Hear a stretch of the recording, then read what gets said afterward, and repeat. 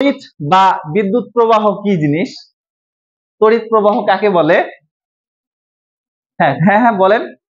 ইলেকট্রনের ইলেকট্রনের প্রবাহ মানে তড়িৎ প্রবাহ মানে কি বললাম? ইলেকট্রনের প্রবাহ, তাই না?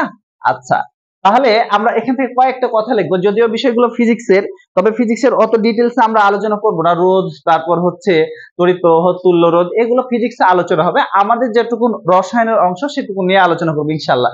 তবে প্রথমে কিছু অংশ না পড়লেই নয়, যেমন তড়িৎ রসায়নের ক্ষেত্রে আমরা আগে জানবো তড়িৎ প্রবাহ। তড়িৎ প্রবাহ, তাহলে সরি এখানে প্রবাহ লাগবে। তাহলে তড়িৎ প্রবাহ তাহলে কাকে বলছে? ইলেকট্রনের প্রবাহ। প্রশ্ন আসতে পারে তড়িৎ প্রবাহ মানে কি? ইলেকট্রনের প্রবাহ, প্রোটনের প্রবাহ, নিউটনের প্রবাহ, এইভাবে আসতে পারে। তাহলে ইলেকট্রনের প্রবাহকেই বলছে আমরা তড়িৎ প্রবাহ।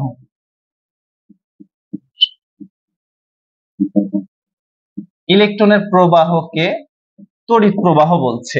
আচ্ছা, তড়িৎ প্রবাহের একক কি? অ্যাম্পিয়ার, তাই না? তাহলে আমরা এই কয়েকটা কথা একটু লিখি।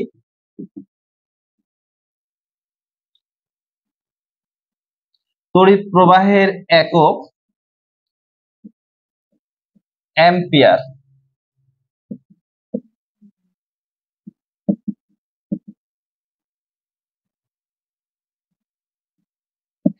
আচ্ছা, খেয়াল করি আমরা, তড়িৎ পরিমাপের একক কি বলেন? কুলম্ব, তাই না? তাহলে আমরা লিখে দিই তড়িৎ পরিমাপের একক কুলম্ব বা কুলম্ব আমরা জানি, তাই না? প্রকাশ করা হয় কি দ্বারা? সি দ্বারা। এটি লিখে ফেলি আমরা।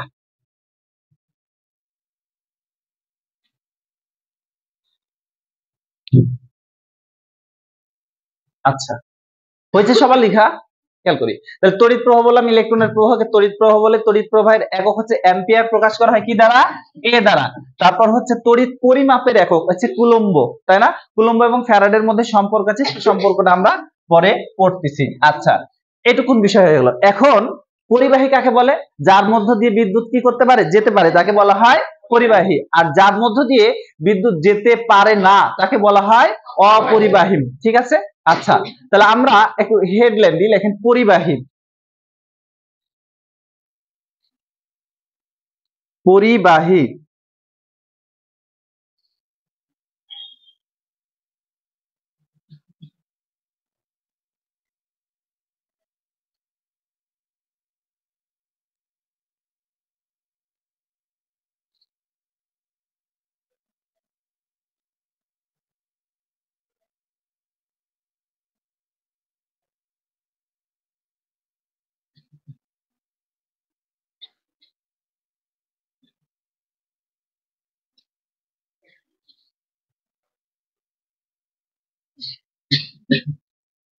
আচ্ছা, তাহলে কি লিখলাম? হেডলাইন দিলাম যে তড়িৎ পরিবাহী। তাহলে কি বললাম? যার মধ্য দিয়ে বিদ্যুৎ যেতে পারে তাকে বললাম আমরা তড়িৎ পরিবাহী। এখন তড়িৎ পরিবাহী গুলোকে কয়টা ভাগে ভাগ করা হয়েছে সেগুলো আমরা নিয়ে আলোচনা করব। আর তড়িৎ অপরিবাহী মানে যার মধ্য দিয়ে বিদ্যুৎ যেতে পারে না। তাহলে আমরা একটু লিখি তড়িৎ পরিবাহীর প্রকারভেদ। তড়িৎ পরিবাহী লেখার পর এবার লিখুন তড়িৎ পরিবাহীর প্রকারভেদ।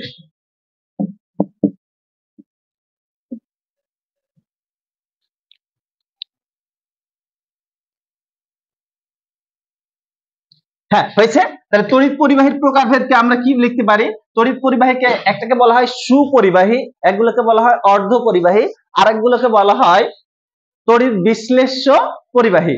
এটাকে তড়িৎ পরিবাহীর প্রকারভেদ। আর আরেকটা প্রকারভেদ আছে, সেটা তড়িৎ অপরিবাহী। তাহলে আমরা একটু প্রথমে লিখি তড়িৎ সুপরিবাহী।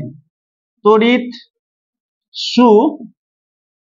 সুপরিবাহী, তড়িৎ সুপরিবাহী। দেখেন, খেয়াল করি, এটাকে আমরা তড়িৎ সুপরিবাহী যেটা, সেটাকে আমরা ইলেকট্রনীয় পরিবাহী বা ধাতব পরিবাহীও বলতে পারবো। তাহলে আমরা অবলিক ইলেকট্রনীয় পরিবাহী, অবলিক ধাতব পরিবাহী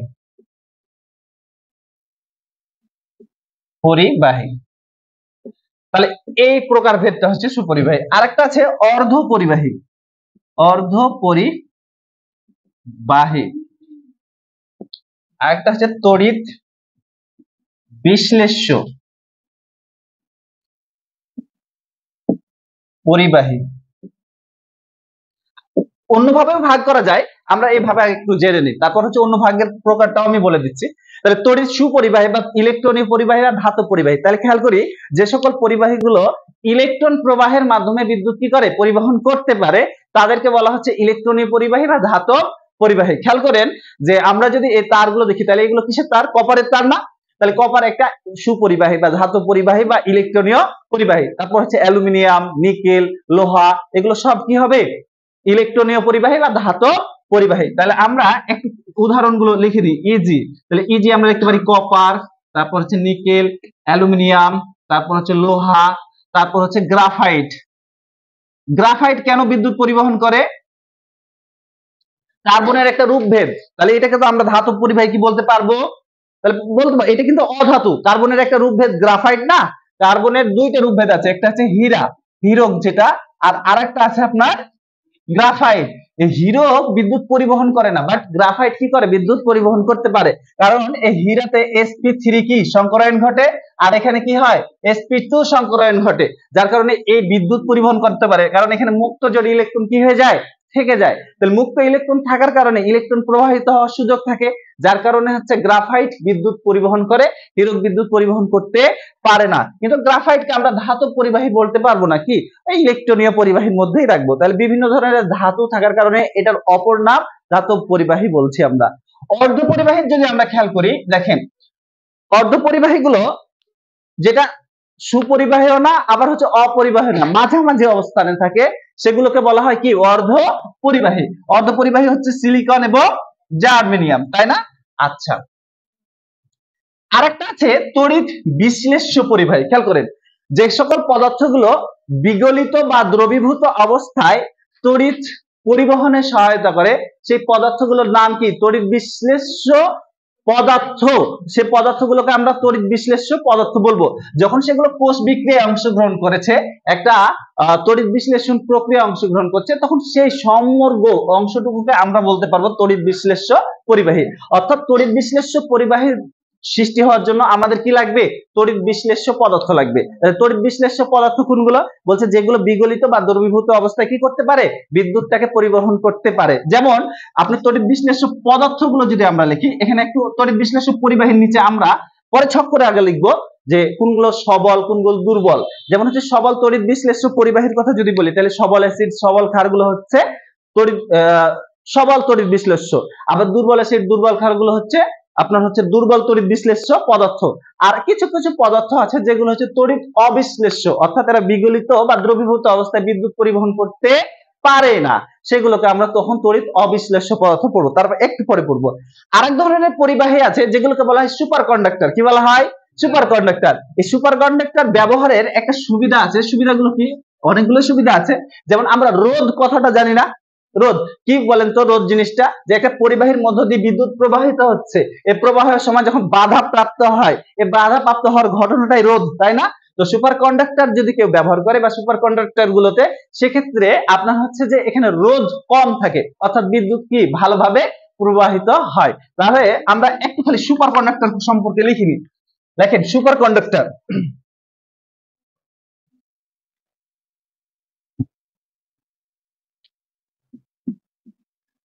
সুপার কন্ডাক্টর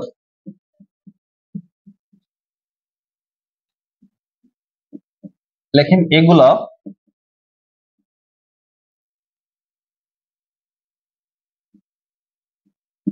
খুব ভালোভাবে তড়িৎ পরিবহন করে।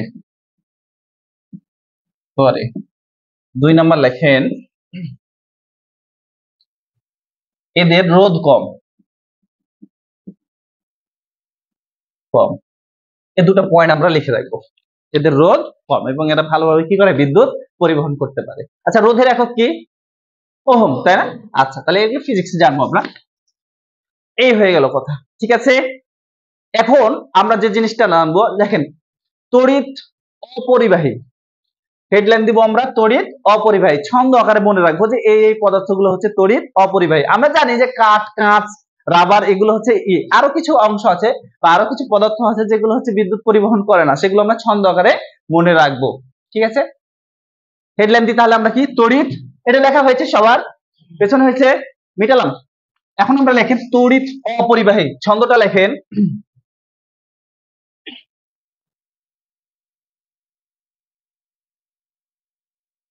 লেখেন তারানা আপা, একজনের নাম তারানা, কারো নাম আছে?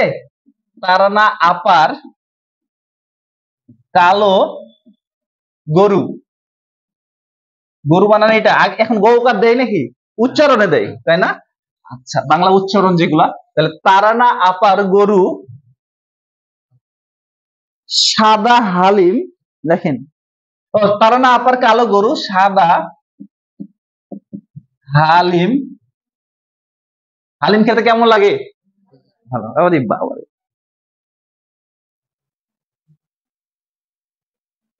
হালিম খেয়ে চিকন হয়ে গেল, হালিম খেয়ে, এটা কি সত্য কথা? চিকন হয়ে গেল, চিকন হয়ে গেল। আচ্ছা, এই ছন্দটা লেখা হলে বলবেন।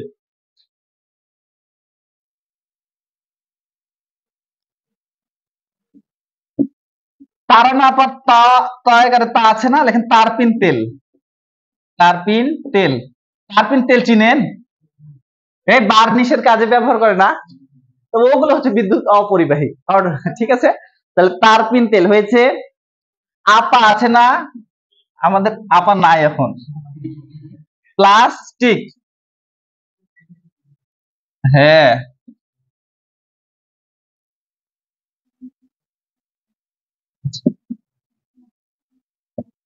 প্লাস্টিক। গরু, গরুতে গন্ধক, গন্ধক কোনটা বলেন তো? সালফার, পাবলিক সালফার লিখে দেন। কোনটা গন্ধক বা সালফার? যেটা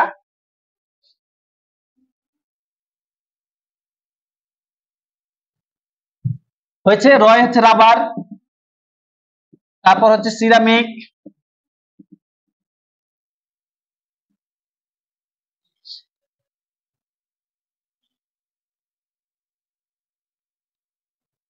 হয়েছে, তারপর হচ্ছে হিরক, হারিমে হিরক,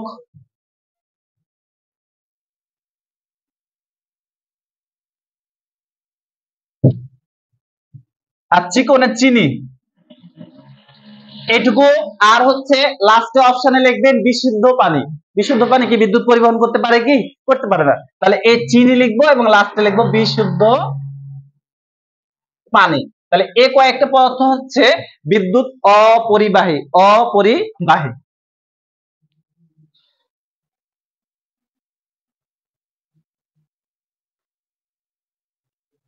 হ্যাঁ, বিশুদ্ধ পানি, এগুলো হচ্ছে বিদ্যুৎ অপরিবাহী। ওকে, হয়েছে এটুকুন সবার। এবার আমরা লিখবো তড়িৎ বিশ্লেষ্য পদার্থ, এই কথাটা আমরা লিখি, হেডলাইন দেন। মিটাবো কি? আচ্ছা, মিটালাম তাহলে, কার হয়নি গো? আচ্ছা, এদিকে লিখলাম তড়িৎ বিশ্লেষ্য পদার্থ। তাহলে তড়িৎ বিশ্লেষ্য পদার্থ বললাম যে বিগলিত বা দ্রবীভূত অবস্থায়, এগুলো কিন্তু বিগলিত বা গলে যাবে, পানির সাথে মিক্সড হয়ে যাবে। তাহলে বললাম বিগলিত বা দ্রবীভূত অবস্থায় যে সকল পদার্থ কি করতে পারে, বিদ্যুৎ পরিবহন করতে পারে বা বিদ্যুৎ পরিবহনে অংশগ্রহণ করে, সেগুলোকে আমরা বলবো যে তড়িৎ বিশ্লেষ্য পদার্থ। তাহলে তড়িৎ বিশ্লেষ্য পদার্থগুলোকে আমরা তিনটা ক্যাটাগরিতে ভাগ করতে পারি, বা এটাকে ভাগ ওইভাবে বলা যায় না, যেমন হচ্ছে তড়িৎ বিশ্লেষ্য সবল, দুর্বল এবং তড়িৎ অবিশ্লেষ্য। তাহলে আমরা এভাবে একটু ছক আকারে লিখলে ভালো হয়। তাই তড়িৎ বিশ্লেষ্য পদার্থ বললাম যে বিগলিত বা দ্রবীভূত অবস্থায়, মূল কথা হচ্ছে এই কথাটা মনে রাখতে হবে যে বিগলিত বা দ্রবীভূত অবস্থায়। এখন প্রশ্ন আসলো নিচের কোনটি তড়িৎ বিশ্লেষ্য পদার্থ নয়?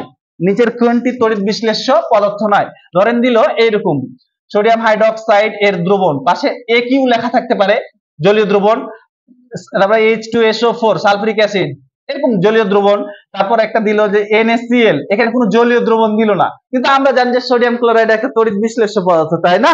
কিন্তু এখানে জলীয় দ্রবণ কথাটা লিখলো না, তাহলে এটা কি হবে? অ্যান্সার তখন এটা হবে। কথা মনে রাখতে হবে সব সময় যে তড়িৎ বিশ্লেষ্য পদার্থ হতে হলে সেগুলো বিগলিত বা দ্রবীভূত অবস্থায় পানির সাথে মিক্সড হয়ে কি করবে? বিদ্যুৎ পরিবহন করতে পারবে। তাহলে এই কথাটা কিন্তু আপনাকে মনে রাখতে হবে। AQ মানে জলীয় দ্রবণ, তাই না? আচ্ছা, তাহলে তড়িৎ বিশ্লেষ্য পদার্থগুলোকে আমি তিনটা ভাগে ভাগ করলাম। এক নাম্বার হচ্ছে সবল সবল তড়িৎ বিশ্লেষ্য, সবল তড়িৎ বিশ্লেষ্য। তারপর হচ্ছে দুর্বল তড়িৎ বিশ্লেষ্য। আর আরেকটা 3 নাম্বার পয়েন্ট হচ্ছে তড়িৎ অবিশ্লেষ্য। অবিশ্লেষ্য এটুকু লিখি আমরা।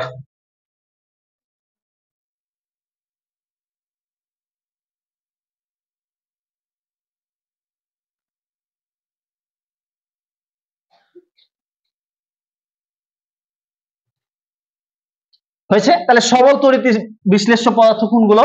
আমরা মনে রাখবো সবল অ্যাসিড। তাহলে সবল অ্যাসিড, এই সবল অ্যাসিড গুলো হচ্ছে সবল তড়িৎ বিশ্লেষ্য। তাহলে কি অ্যাসিড হতে পারে? H2SO4, এটা হতে পারে HNO3, নাইট্রিক অ্যাসিড হতে পারে। তারপর কি হতে পারে? HCl হতে পারে। তারপর HClO4, পারক্লোরাস অ্যাসিড হতে পারে। তাহলে এগুলো হচ্ছে সবল তড়িৎ বিশ্লেষ্য। 2 নাম্বার হচ্ছে যে সবল ক্ষার। সবল ক্ষার, তাহলে সবল ক্ষার গুলো কি কি হতে পারে? সোডিয়াম হাইড্রোক্সাইড, পটাশিয়াম হাইড্রোক্সাইড, তারপর লিথিয়াম হাইড্রোক্সাইড।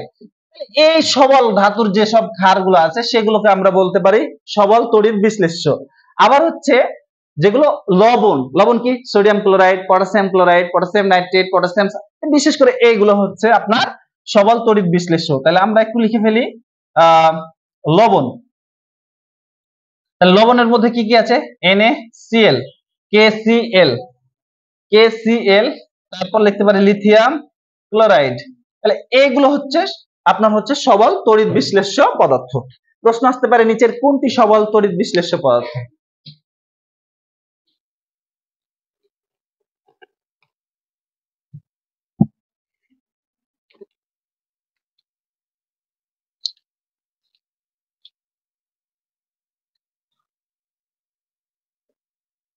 এগুলোর কিন্তু পাশে দ্রবণ থাকবে, আবার বারবার বলছি এগুলো দ্রবণ। হ্যাঁ, আচ্ছা, এবার হচ্ছে দুর্বল তড়িৎ বিশ্লেষ্য। তাহলে দুর্বল তড়িৎ বিশ্লেষ্য বলতে দুর্বল অ্যাসিড। তাহলে দুর্বল অ্যাসিড, তাহলে দুর্বল অ্যাসিড কোনগুলো আছে? CH3, COOH, সরি এটা। তারপর দুর্বল অ্যাসিড কি হতে পারে? সাইট্রিক অ্যাসিড হতে পারে। যত ধরনের দুর্বল অ্যাসিড গুলো আছে সেগুলো হচ্ছে দুর্বল তড়িৎ বিশ্লেষ্য।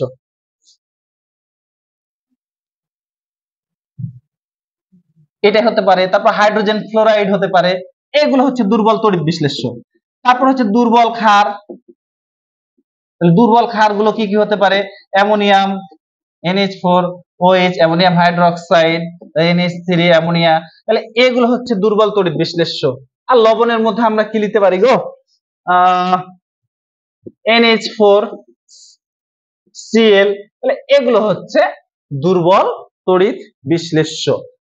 আচ্ছা,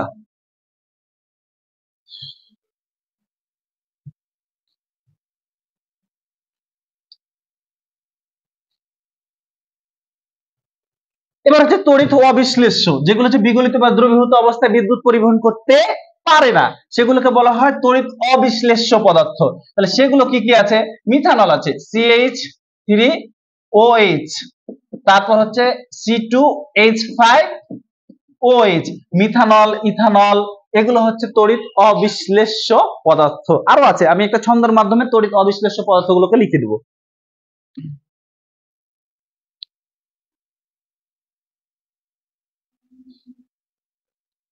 কি সবার লেখা হয়েছে? এটা মিটাবো কি?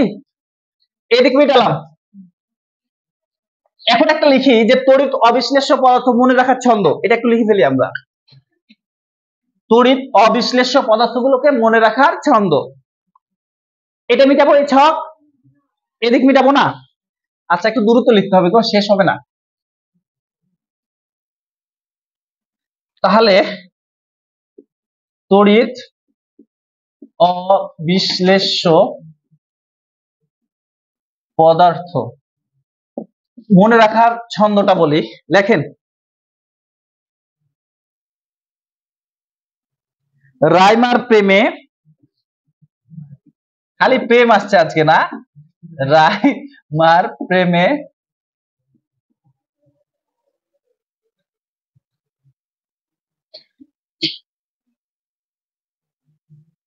আচ্ছা প্রেমে না লেখা লিখি প্রেম, রাইমার প্রেম সমুচাকে পাগল করে দিল, সমুচাকে পাগল করে দিল। আচ্ছা এটা একটা কথা কেমন? হ্যাঁ ধরেন প্রেমিকের মনে করেন যে সমুচা খেতে ভালো লাগে না, কিন্তু রাইমার সাথে প্রেম করে হয়তো সমুচাটাকেও খুব ভালো লাগিয়েছে, তাই না? এটা হতে পারে না? আচ্ছা তাহলে রাইমার প্রেম সমুচাকে পাগল করে দিল, নিজেই পাগল। আচ্ছা এইটুকুন মিটাবো কি এবার? আচ্ছা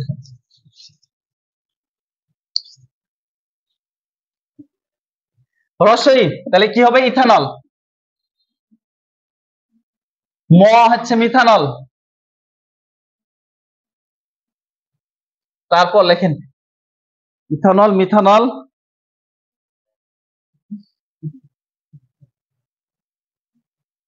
হ্যাঁ হয়েছে দন্ত স, সালফার, সালফার।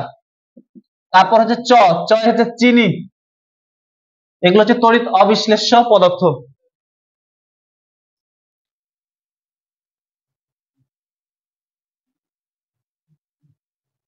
হয়েছে?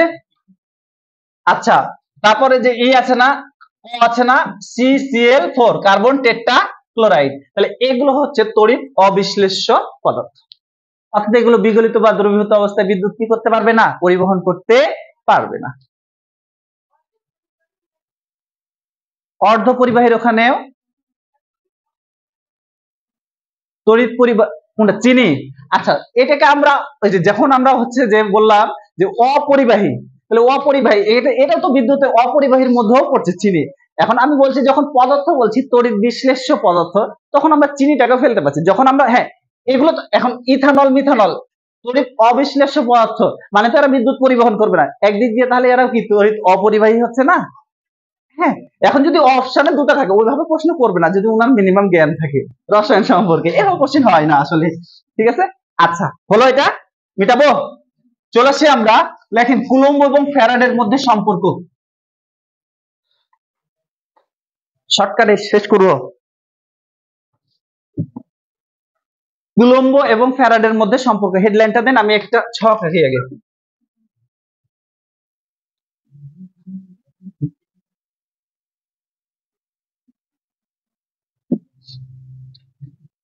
এটা আঁকতে হবে না আপনাদের, আমি একটু খালি এটা মাইনাস, এটা দিলাম প্লাস, এটা বড় করে করলাম।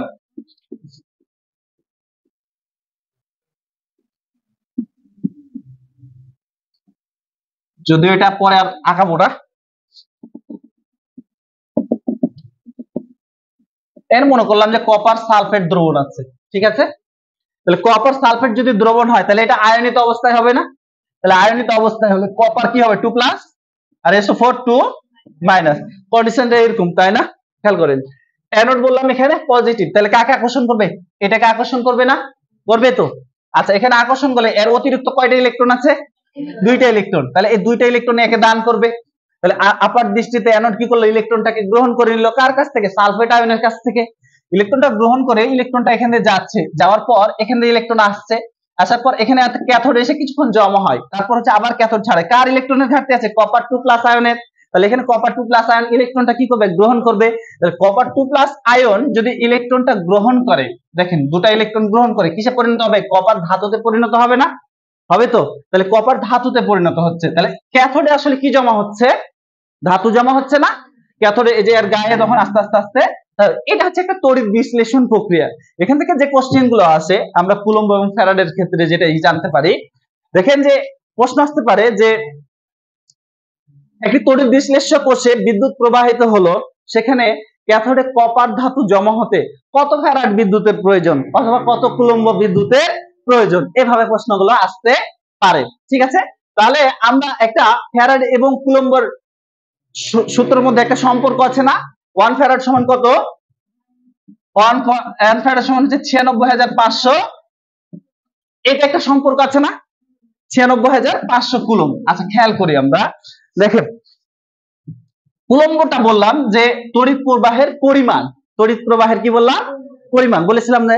আচ্ছা খেয়াল করেন যে তড়িৎ প্রবাহের পরিমাণ, এখন প্রশ্নটা এইভাবে দিল যে ওই সূত্রটা মনে রাখবেন কিন্তু। আচ্ছা তাহলে এখন দেখি আমরা 1 ফ্যারাড, 1 ফ্যারাড মানে হচ্ছে 1 মোল পরিমাণ পদার্থের ক্ষেত্রে 1 মোল পরিমাণ, 1 ফ্যারাড মানে হলো 1 মোল, 1 ফ্যারাড মানে বললাম 1 মোল, 1 মোল, এই কথাটা আমরা মনে রাখি।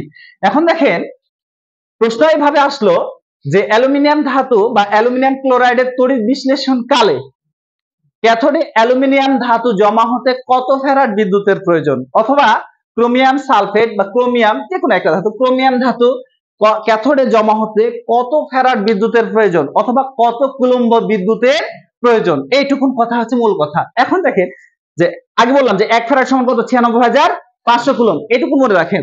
এখন তো ওইভাবে ডিটেলস আর এভাবে ডাব্লিউ সমান কিউআইটি ওগুলো দেওয়ার করাবো না। এখন খেয়াল করি আমরা,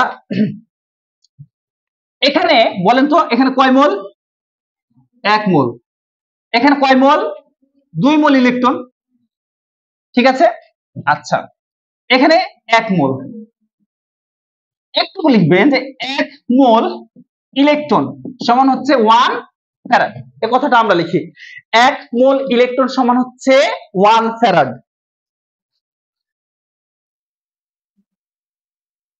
লেখা হয়েছে সবার, হলে বোর্ডের দিকে তাকাবেন। তাহলে এখানে বলেন তো কয় মোল, 2 মোল, তাই না? তাহলে 2 মোল ইলেকট্রন সমান কত ফ্যারাড, 2 ফ্যারাড। এখন বলবেন ক্যাথোডে কপার ধাতু জমা হতে কয় মোল বিদ্যুতের প্রয়োজন হলো, 2 মোল, সরি আমরা যদি ফ্যারাডের ক্ষেত্রে বলি তাহলে কয় ফ্যারাড বিদ্যুতের প্রয়োজন হচ্ছে, 2 ফ্যারাড। এখন যদি 2 ফ্যারাড যদি বলে কত কুলম্ব, তাহলে আমরা কি করতে পারি, 96,500 কে 2 দ্বারা কি করব, গুণ করলে হয়ে যাচ্ছে না। তাহলে এখন আপনারা বলবেন অ্যালুমিনিয়াম ক্লোরাইড এর তড়িৎ বিশ্লেষণ করা হলো, এখন ক্যাথোডে অ্যালুমিনিয়াম ধাতু জমা হতে কত ফ্যারাড বিদ্যুতের প্রয়োজন হবে, 3। কেন, কারণ হচ্ছে অ্যালুমিনিয়াম কত, 3+, তাহলে কয় মোল ইলেকট্রন গ্রহণ করবে, 3 মোল ইলেকট্রন গ্রহণ করবে, গিয়ে পরিণত হবে কিসে, অ্যালুমিনিয়াম ধাতুতে। তাহলে এখানে 1 মোল সমান হচ্ছে বললাম 1 ফ্যারাড, ইলেকট্রন এখানে কয় মোল আছে, 3 মোল, 3 মোল সমান হচ্ছে 3 ফ্যারাড, তাহলে সুতরাং হচ্ছে 3 ফ্যারাড। যদি কুলম্বতে বলে তাহলে 96,500 কে কত দ্বারা গুণ করব, পারা যাবে এই অঙ্কগুলো। তাহলে এরকম ভাবে অঙ্ক আসতে পারে, হয়তো প্রশ্ন আসলো যে ক্রোমিয়াম 3+ তড়িৎ বিশ্লেষণ কালে ক্যাথোডে ক্রোমিয়াম ধাতু জমা হতে কত ফ্যারাড বিদ্যুতের প্রয়োজন, কত ফ্যারাড বলেন তো বার, 3 ফ্যারাড, অর্থাৎ আয়ন যত প্লাস তত ফ্যারাড, এই কথাটা মনে থাকবে। তাহলে বলেন তো সোডিয়াম প্লাস এর জন্য কত ফ্যারাড লাগবে, 1 ফ্যারাড, কত কুলম্ব লাগবে, 96,500, মনে থাকবে এটা, এরকম অঙ্ক আসলে পারবো ইনশাআল্লাহ। ঠিক আছে, মিটাবো এটা। এবার আমরা লিখি তুল্য ভর, লেখেন কে কে বুঝতে পারেনি কিছু, কেউ যদি বুঝতে না পারে একটু রেসপন্স করেন, বুঝিয়ে দিচ্ছে আবার, বোঝা গেছে ওটা। তাহলে টপিক চেঞ্জ করলাম,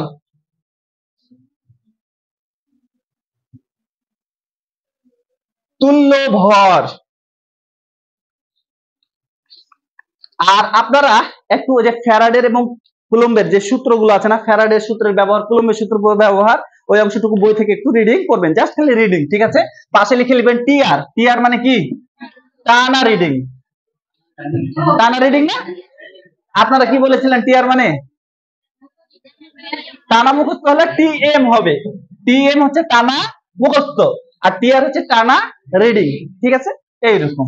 আচ্ছা, আর এমটিআর মানে কি বলেন তো, মনোযোগ সহকারে টানা রিডিং, ঠিক আছে, এগুলো শর্ট ফর্ম জেনে নেবেন। ওকে, যাই হোক, তাহলে বললাম কি বললাম, তুল্য ভর,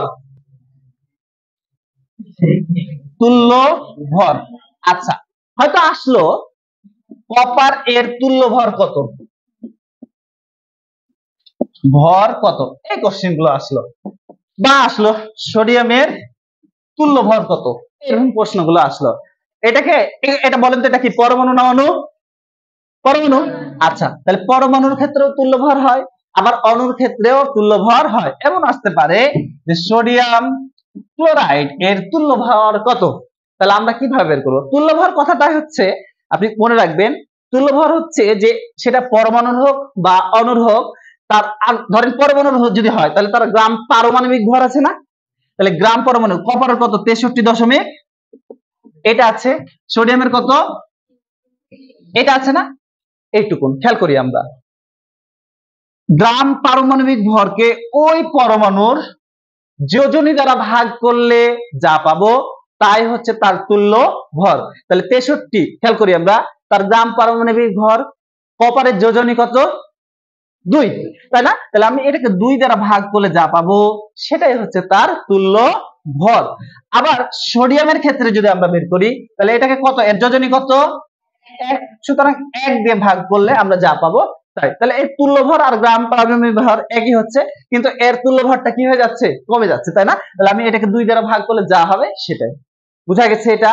এখন যদি যোগের ক্ষেত্রে আসে যে এর তুল্য ভর বের করো, তখন কিভাবে বের করবো? এর আণবিক ভর আমাকে কি করতে হবে, বের করতে হবে। এরপর ক্যাটায়নের যোজনী দিয়ে, কি বললাম, ক্যাটায়নের যোজনী দিয়ে, ধরেন এখানে ক্যাটায়ন কে সোডিয়াম, তাহলে যোজনী কত 1, সোডিয়ামের সাধারণত যোজনী 1 তো, তাই না? তাহলে ওই আণবিক ভরটাকে ভাগ করতে হবে। যদি 2 থাকতো, ধরেন কপার সালফেট হলো, কপার সালফেট, তাহলে এখানে ক্যাটায়ন কে কপার, তাহলে কপারের যোজনী এখানে কত 2, তাহলে আমরা হচ্ছে এর আণবিক ভরটা বের করতাম, দিয়ে 2 দিয়ে ভাগ করলে যা হবে সেটাই হচ্ছে তুল্য ভর। তাহলে আমরা লিখে ফেলি একটু তুল্য ভর সম্পর্কে। এখন তুল্য ভর সমান সমান, তুল্য ভর সমান, খালি সূত্রটা লিখবো, কে বুঝতে পারেনি, বুঝা গেছে কি এটা? আচ্ছা, তাহলে আমরা লিখি তুল্য ভর সমান, দেরিতে শুরু করেছি,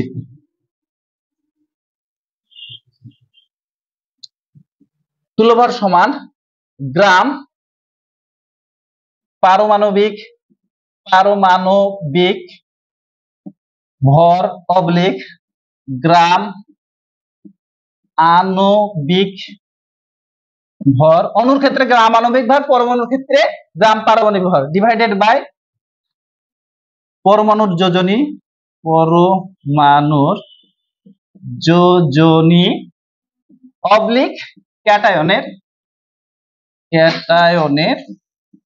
যোজনী।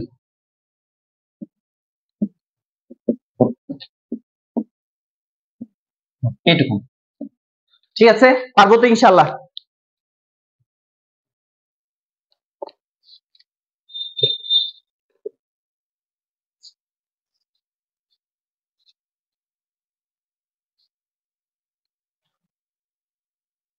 আচ্ছা, হলো এটা, মিটাবো। এবার আমরা লিখবো,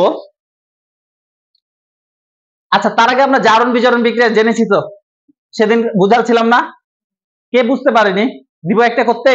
আচ্ছা একটা টেস্ট করে দেখি গত, কারণ এটা লাগবে তো, এর জন্য আমরা এখন রাসায়নিক সারি বা সক্রিয়তা সিরিজ সম্পর্কে জানবো তো, তাই এটা মিটালাম। তাহলে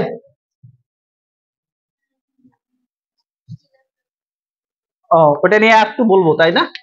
আচ্ছা, যারা ছিলেন না তারা ভালো করেছেন। ও, বাড়ি যাওয়ার আগের দিন, হ্যাঁ হ্যাঁ বুঝতে পারছি। ও আচ্ছা, দেখেন জারণ এবং বিজারণ, তার আগে আমি বলেছিলাম জারক এবং বিজারক পদার্থগুলো, তাই না? বিজারক খেয়াল করেন, একটা দেখেন জিঙ্ক সালফেট, এটা দিয়ে করব। আচ্ছা এরকম লিখি, জিঙ্ক প্লাস কপার সালফেট হচ্ছে জিঙ্ক সালফেট প্লাস হচ্ছে কপার। এটা একটা কোন ধরনের বিক্রিয়া? প্রতিস্থাপন বিক্রিয়া, তাই না? একজনকে আরেকজন সরিয়ে দিয়ে তার জায়গাটা দখল করে নিল। এটা তাহসান সাহেব, এটা হচ্ছে সুজিত সাহেব, এখানে মিথিলা, একে সরিয়ে দিয়ে তাহসানকে একা করে দিয়ে তারা সংসার বেঁধে নিল। বা সালমান খানকে দিয়েও ব্যাখ্যা দিতে পারেন, সালমান খান, সরি এটা হচ্ছে ভিকি নাকি একজন নাম ছিল না, আর এটা সালমান খান, ক্যাটরিনা কাইফ দিয়ে সরিয়ে দিয়ে করে দিল, তাই না? তো এটাকে আমরা বলতে পারি প্রতিস্থাপন বিক্রিয়া। খেয়াল করেন, একটা পরমাণু যখন বিশুদ্ধ অবস্থায় থাকছে বা নিরপেক্ষ অবস্থায় থাকছে, তখন তার জারণ মান কি হচ্ছে, 0 হচ্ছে। কিন্তু এখানে তার জারণ মান আছে 2+, এরকম আছে, কপারের 2+ আছে না, বা +2 আছে, সরি +2 আছে। এখানে দেখেন কপারের জারণ মানটা কি হয়ে গেছে, 0 হয়ে গেছে।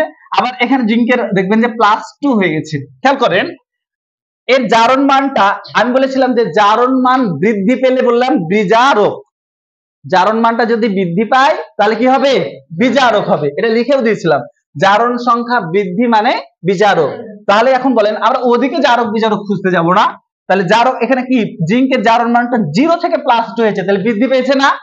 তাহলে বৃদ্ধি পেলে এটা কি বলবো আমরা, বিজারক। আর এখানে দেখেন +2 থেকে 0 হয়ে গেছে, অধঃপতন হয়েছে, সুতরাং এখানে এটা হচ্ছে জারক।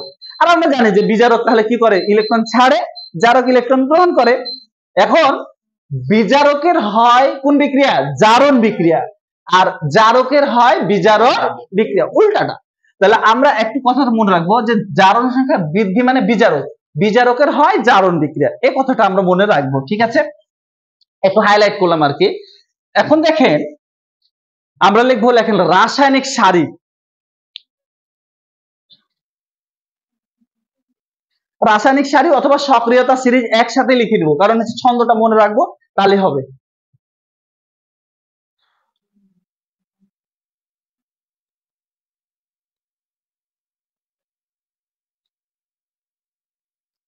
রাসায়নিক সারি বা বললাম সক্রিয়তা সিরিজ একসাথে লিখে নেব। ছন্দটা লেখেন, লিখবেন কে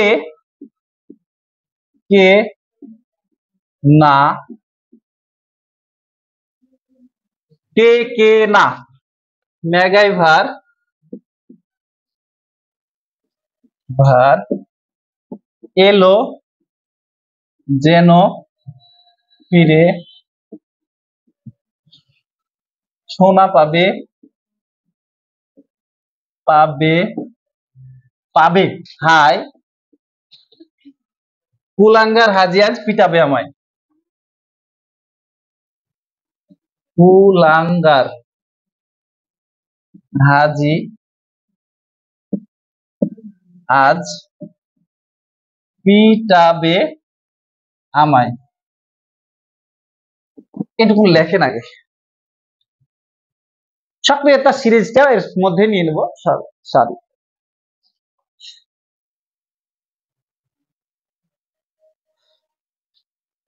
হয়েছে?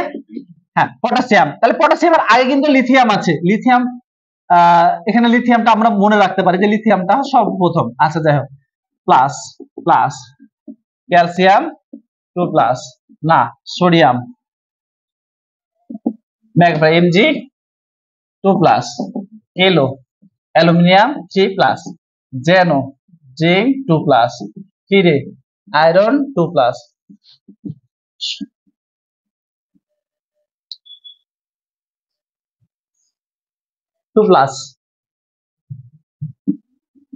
পাবে পিবি লেড 2 প্লাস, হাই হাইড্রোজেন আয়ন কুলাঙ্গার সিইউ, হাজি এইচজি আজ এজি, পিটাপে বাদ দিলাম, আমাই এইউ সোনা, যেটা লিখে ফেলেন এটা এইউ 3 প্লাস দিবেন, ছুটে গেছে এখানে,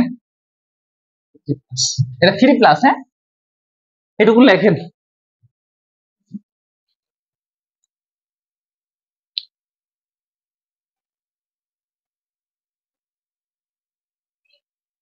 এজি হচ্ছে এজি প্লাস দিনে,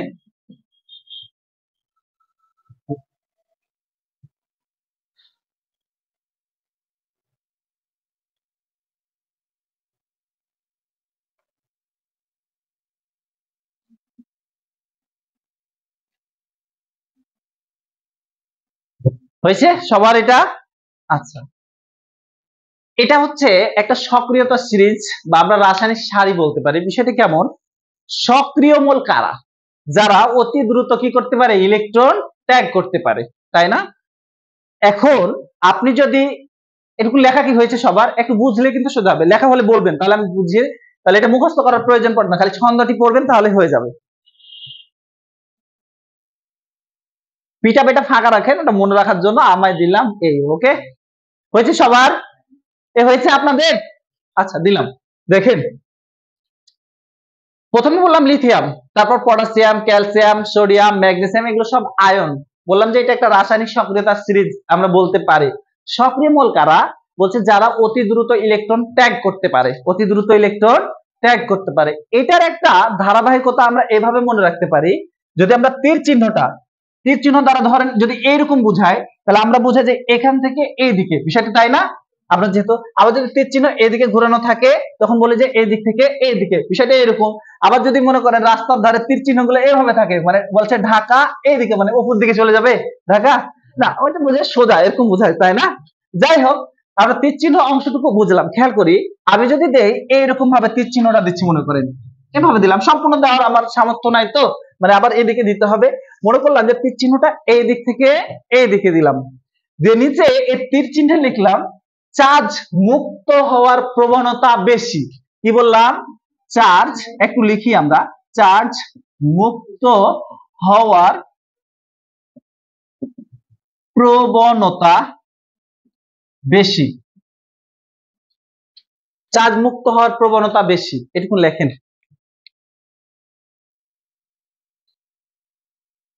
আচ্ছা,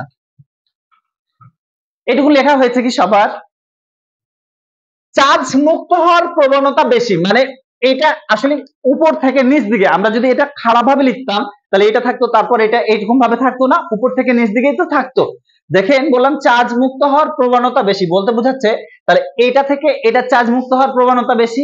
চার্জ মুক্ত কখন হবে? আচ্ছা বলেন তো, একটু আগে একটা কোষ দেখালাম না, কোষ বিক্রিয়া দেখালাম তো, দেখেন তখন আমরা হচ্ছে যে এই যেগুলো পজিটিভ আয়ন সেগুলো কোথায় জমা হয়েছিল? ক্যাথোডে জমা হয়েছিল না? তাহলে ক্যাথোডে জমা হয়ে ক্যাথোড থেকে দ্রুত কি করেছিল? ইলেকট্রন গ্রহণ করেছিল। তো বলছে আমি যদি এই মৌলগুলো নিয়ে আলোচনা করি তাহলে সব চাইতে যদি বলা হয় যে এই মৌলগুলো, প্রশ্ন এভাবে আসতে পারে যে নিচের মৌলগুলোর মধ্যে সরি নিচের আয়নগুলোর মধ্যে কোনটি আগে চার্জ মুক্ত হবে, তাহলে এই সবকটির মধ্যে সবচেয়ে আগে চার্জ মুক্ত হবে কে? এই আয়নটা। তারপর কি হবে? এটা হবে। অর্থাৎ আমি এখান থেকে এটা বুঝাচ্ছি যে চার্জ মুক্ত তখন হয় যখন সে কি করতে পারে? দ্রুত ইলেকট্রন গ্রহণ করে, তাই না? তাহলে এগুলোর মধ্যে সবচেয়ে ইলেকট্রন আগে কে গ্রহণ করবে? এটা, তারপর এটা। তাই আমি বললাম যে চার্জ মুক্ত হওয়ার প্রবণতা বেশি, তাহলে ইলেকট্রন গ্রহণের প্রবণতাও বেশি, তাই না? ইলেকট্রন গ্রহণ করেই তো চার্জ মুক্ত হবে। তাহলে প্রশ্ন দিল যে তাহলে এখন যদি প্রশ্ন আসে, এখন দেখবেন উপর থেকে যত আমরা নিচ দিকে যাচ্ছি তাহলে চার্জ মুক্ত হওয়ার প্রবণতা তত বেশি, মানে গ্রহণ করার প্রবণতা বেশি। যারা সক্রিয় হয়, যারা বিভিন্ন কাজে অংশগ্রহণ করে, তারা দিতে ভালোবাসে, কারো কাছ থেকে ওভাবে আশা করে না। তাহলে এখন যদি সক্রিয়তা বলি তাহলে এটার বিপরীত হবে না? এটার বিপরীত হবে না? তাহলে উপরের গুলো বেশি কি হবে? সক্রিয় হবে, আর নিচের গুলো কম সক্রিয় হবে। যারা সক্রিয় তারা ইলেকট্রন দিতে ভালোবাসে, আর যারা কম সক্রিয় তারা গ্রহণ করতে ভালোবাসে। এখন প্রশ্নটা এখানে দুই রকম হতে পারে। কেমন? প্রশ্ন আসলে এইভাবে যে নিচের ধরেন চারটা মৌল দিয়ে দিল, এটা এটা এটা এটা, প্রশ্ন আসলো নিচের কোন আয়নটি সবচাইতে সক্রিয়? যদি বলে নিচের কোন আয়নটির সবচাইতে ইলেকট্রন মানে চার্জ মুক্ত হওয়ার প্রবণতা বেশি, এটা। যদি বলে যে চার্জ মুক্ত হওয়ার প্রবণতা এটা হলো, যদি বলে যে সক্রিয়তা, এই চারটার মধ্যে কোনটার কম? না বেশি। পারা যাবে এটুকুন? বুঝা গেছে? কে বুঝতে পারেনি বলেন তো? বুঝা গেছে? এই ছন্দটা মনে রাখবেন, আর মনে রাখবেন চার্জ মুক্ত হওয়ার প্রবণতা বেশি। চার্জ মুক্ত হওয়ার প্রবণতা বেশি মানে ইলেকট্রন গ্রহণের প্রবণতা বেশি। আর এগুলো হচ্ছে সক্রিয়। সক্রিয় মানে ইলেকট্রন ছাড়া। আপনি সক্রিয় কখন হবেন? আপনি কখনো কাউকে দিবেন, বিশেষ করে যখন আপনি টাকা দেন তখন তার সামনে আপনি বুক ফুলিয়ে হাঁটতে পারেন, তাই না? আর যখন টাকা মনে করেন কারো কাছে, বন্ধুর কাছ থেকে হারে, তাহলে ওকে 5-7 দিন ধরি না, আমরা ফোনই ধরি না, দিচ্ছে দিচ্ছে এইরকম অবস্থা। ঠিক আছে? তাহলে এগুলো হলো ধনাত্মক আয়নের চার্জ মুক্ত হওয়ার প্রবণতা। এখন লেখেন নিচে, এগুলো কি ক্যাটায়ন না? এবার লেখেন অ্যানায়নের চার্জ মুক্ত হওয়ার প্রবণতা। এটা আমরা একটা ছন্দের মাধ্যমে লিখব। অ্যানায়নের চার্জ মুক্ত হওয়ার প্রবণতা।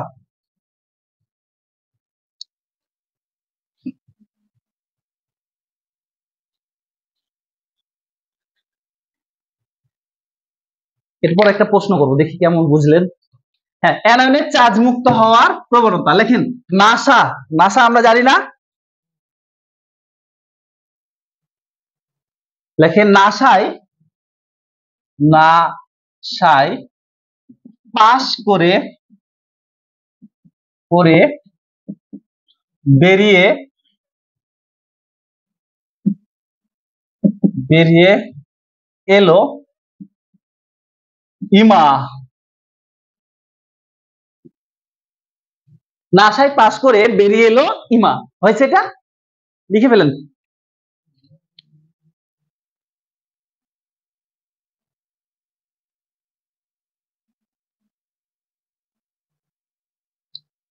দেখেন নাসা তাহলে হচ্ছে কোন? Nitrate, NO3। এটা 2 মাইনাস না মাইনাস হবে গো, একটু দেখতে হবে। ভুলে যাই এটা কি হবে জানো, ও মাইনাস শুধু হবে, থ্যাংক ইউ। আচ্ছা তাহলে হচ্ছে না, তারপর হচ্ছে সালফেট SO4 2 মাইনাস, এটা না হবে। আচ্ছা পাস করে তারপর হচ্ছে ক্লোরাইড আয়ন, বেরিয়ে হচ্ছে ব্রোমিয়াম, তারপর হচ্ছে ইমা, আয়োডিন দিয়ে দিলাম, তারপর হচ্ছে লাস্টে হাইড্রক্সিল আয়ন। এটা লেখেন, তারপর এটুকুন বুঝাচ্ছি।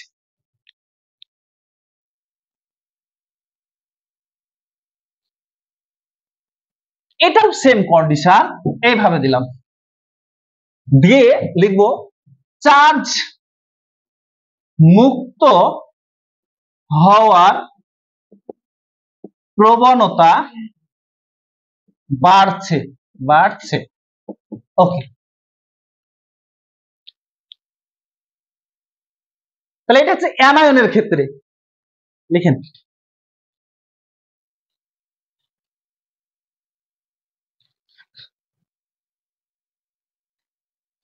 চার্জ মুক্ত হওয়ার প্রবণতা বাড়ছে।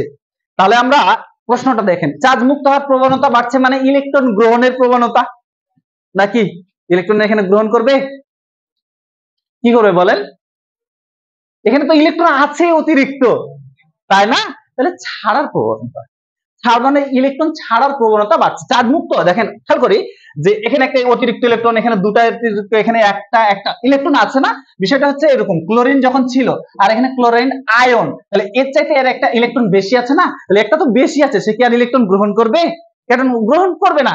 তাহলে এখন প্রশ্ন আসলো যে এরকম যে এই 4টা বা 5টা আয়ন দিল বা 4 অপশনে দেওয়ার পর বলছে অ্যানোডে কোন আয়নটি ইলেকট্রন ছাড়ার প্রবণতা সবচাইতে বেশি, ধরেন এটা দিল, এটা দিল, এটা দিল, এটা দিল, তাহলে কোনটা হবে সবচাইতে বেশি, হবে হাইড্রক্সিল আয়ন। কথা ক্লিয়ার? তাহলে এরা অ্যানোডে ছাড়বে না, অবশ্যই অ্যানোডে ছাড়বে। তারপর ধরেন এই 4টার মধ্যে সবচাইতে কি দিবে, ব্রোমিন, এই আয়নটা। তারপর হচ্ছে যে ধরলাম যে এই 3টার মধ্যে কি আগে ইলেকট্রন ছাড়বে, বুঝা গেছে আমার কথাটা? এখন প্রশ্ন আসলো যে এইরকম ধরেন ইলেকট্রন গ্রহণ মানে কি বললাম, জারক বলেছিলাম না, জারক বলেছিলাম যারা ইলেকট্রন গ্রহণ করে, দেখেন পটাশিয়াম আয়ন যখন ইলেকট্রন গ্রহণ করলো, একটা ইলেকট্রন গ্রহণ করে কিসে পরিণত হলো, পটাশিয়াম ধাতুতে পরিণত হলো।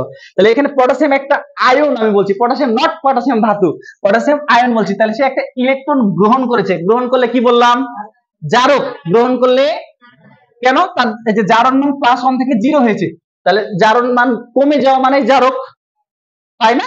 তাহলে এ হচ্ছে জারক, জারকের কোন বিক্রিয়া হয়, বিজারণ, তাহলে এই বিক্রিয়াটার নাম কি বিক্রিয়া, হ্যাঁ আপনার উল্টা পাল্টা হবে, কেন বলবেন যে ভাইজান আপনি তো বলছেন যে পটাশিয়াম এটা একটা ধাতু, তাহলে সেই ইলেকট্রন ছাড়ছে, এ কিসে পরিণত হচ্ছে, পটাশিয়াম আয়নে পরিণত হচ্ছে, সুতরাং ইলেকট্রন ছেড়েছে, দেখেন এখানে 0 ছিল +1 হয়েছে, তাহলে বৃদ্ধি পেয়েছে, সুতরাং এটা হচ্ছে বিজারক।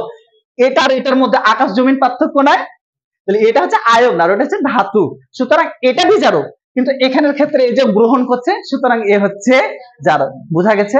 এখন এটা হচ্ছে কোন বিক্রিয়া, বিজারণ অর্ধ বিক্রিয়া, অর্ধেকটাই অর্ধ বিক্রিয়া দিলাম, খেয়াল করেন। এখন আরেকটা মনে করেন যে হাইড্রক্সিল আয়ন, খেয়াল করলাম সে কি করলো, ইলেকট্রন ছাড়বে না গ্রহণ করবে, ছাড়বে, তাহলে ইলেকট্রন ছাড়া করে মনে করেন যে ওই এরকম একটা অক্সিজেন এবং হাইড্রোজেন গ্যাসে পরিণত হলো, খেয়াল করলাম, তাহলে এটাতে পরিণত হচ্ছে। এখন দেখেন তাহলে এই যেহেতু ইলেকট্রন ছাড়ছে, সুতরাং এখানে এই বিজারক হচ্ছে, ছাড়ছে বিজারক হচ্ছে না, তাহলে বিজারকের হয় কোন বিক্রিয়া, জারণ বিক্রিয়া। তাহলে প্রশ্নটা এভাবে ঘুরিয়ে দিতে পারে, এই আয়নটি দিল, বলছে নিচের আয়নগুলোর মধ্যে কোনটির জারণ মান বেশি হবে, ধরে এটা এটা এটা এটা দিল, তাহলে কোনটা হবে, হাইড্রক্সিল, অর্থাৎ যে আগে ইলেকট্রন ছাড়বে তার জারণ মান বেশি। ক্লিয়ার? বোঝা গেছে? পারা যাবে তো ইনশাআল্লাহ? কারো কোনো কোশ্চেন থাকলে করতে পারেন, কে বুঝতে না পারলে বলেন কিন্তু, তাহলে আশা করলাম বুঝতে পারছেন। আচ্ছা এরপর আপনারা একটু ছকে মানে এতে লিখে নেবেন যে তড়িৎ বিশ্লেষণের ব্যবহার পড়তে হবে, মানে এটা পড়ে নেবেন আপনারা। শিল্প ক্ষেত্রে তড়িৎ বিশ্লেষণের ব্যবহার আছে, যে আপনারা যে ডাউ পদ্ধতিতে সোডিয়াম ক্লোরাইডের তড়িৎ বিশ্লেষণ করে সোডিয়াম ধাতু নির্ণয় করা হয় বা নিষ্কাশন করা হয়, এই অংশটুকু আপনাদের বই আছে, যে কোনো বই, সঞ্জিত স্যারের বই হতে পারে, হাজারি স্যারের বই হতে পারে, যে কোনো বই আছে, এই অংশটুকু জাস্ট খালি একটু রিডিং করবেন, পাশে টিআর লিখে দেন, টানা রিডিং। আচ্ছা,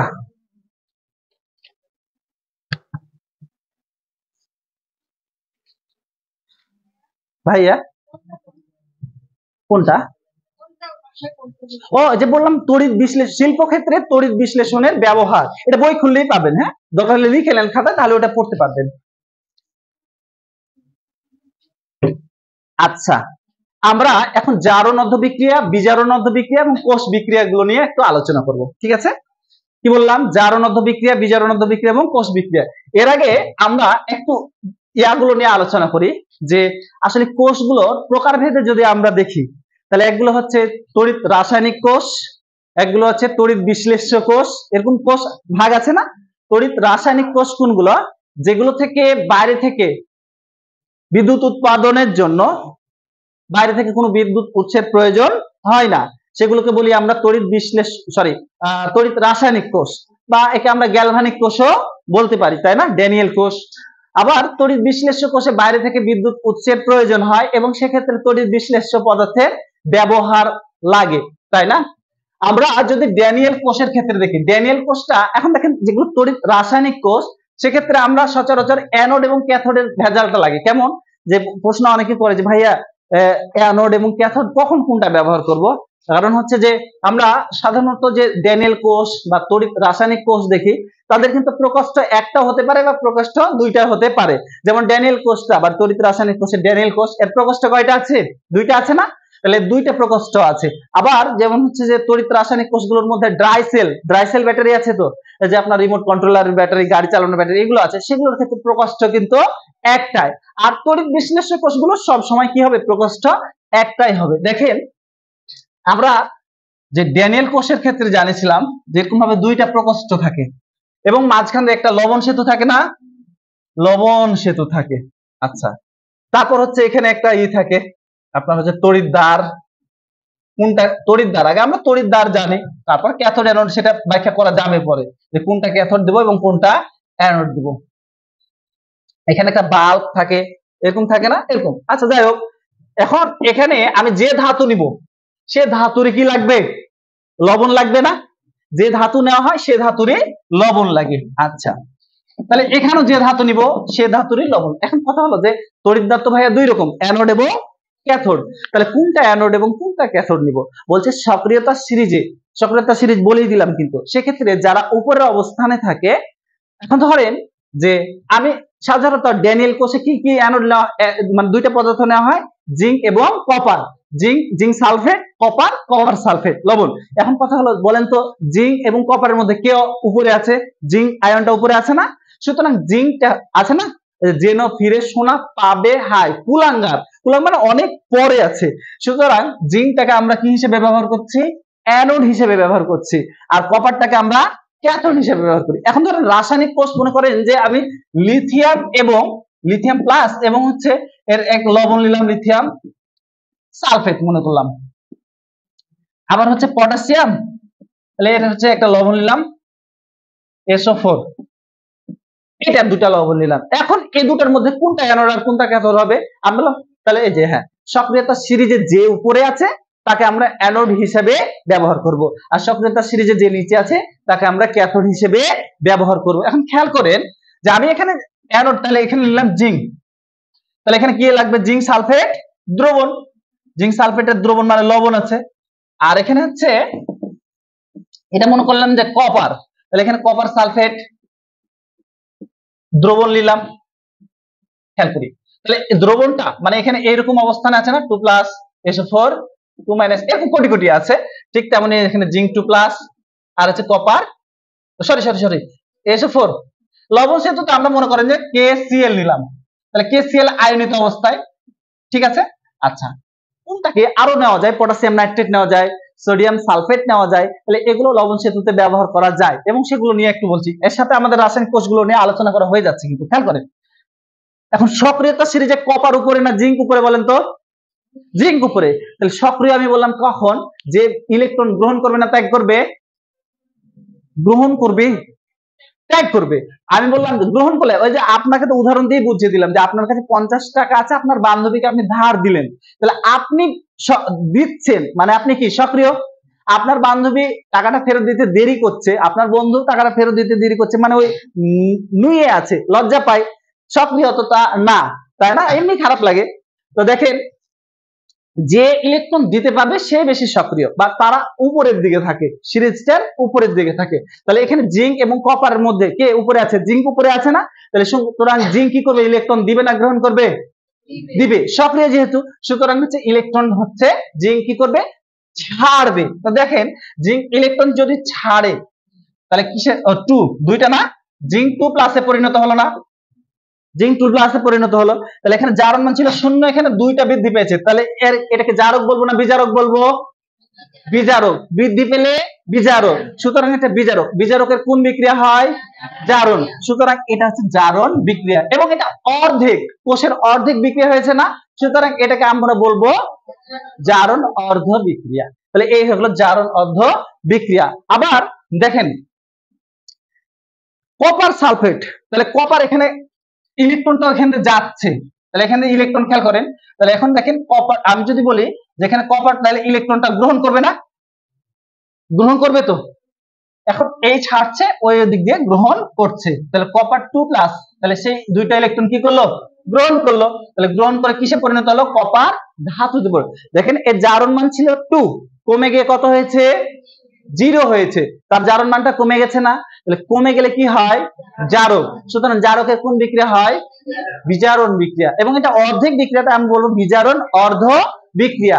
এই দুইটা বিক্রিয়াকে যখন আপনি যোগ করছেন, তাহলে যোগ করলে আমরা প্লাস মাইনাস কেটে গেল, তাহলে জিঙ্ক প্লাস কপার 2+, এখানে কি হবে? Zinc 2+ plus copper. এটা হচ্ছে না? এই বিক্রিয়াটাকে আমি বলছি কোষ বিক্রিয়া। তাহলে জারণোদ্ধ বিক্রিয়া এবং বিজারণোদ্ধ বিক্রিয়া সমষ্টিটাকেই বলা হচ্ছে কোন বিক্রিয়া? কোষ বিক্রিয়া। বোঝা গেছে? কে বুঝতে বাকি আছেন? পারা যাবে তো এভাবে? আচ্ছা, তাহলে একটু লিখে ফেলেন, আমরা এখান থেকে লিখি। জারণোদ্ধ বিক্রিয়া, বিজারণোদ্ধ বিক্রিয়া, খালি আমরা এক লাইনে লিখবো। লেখেন, জারণোদ্ধ বিক্রিয়া ও বিজারণোদ্ধ বিক্রিয়ার সমষ্টি হচ্ছে কোষ বিক্রিয়া। জারণোদ্ধ বিক্রিয়া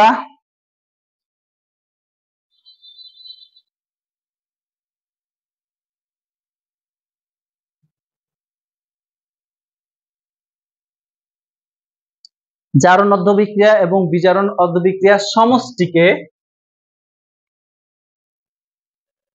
কোষ বিক্রিয়া বলা হয়।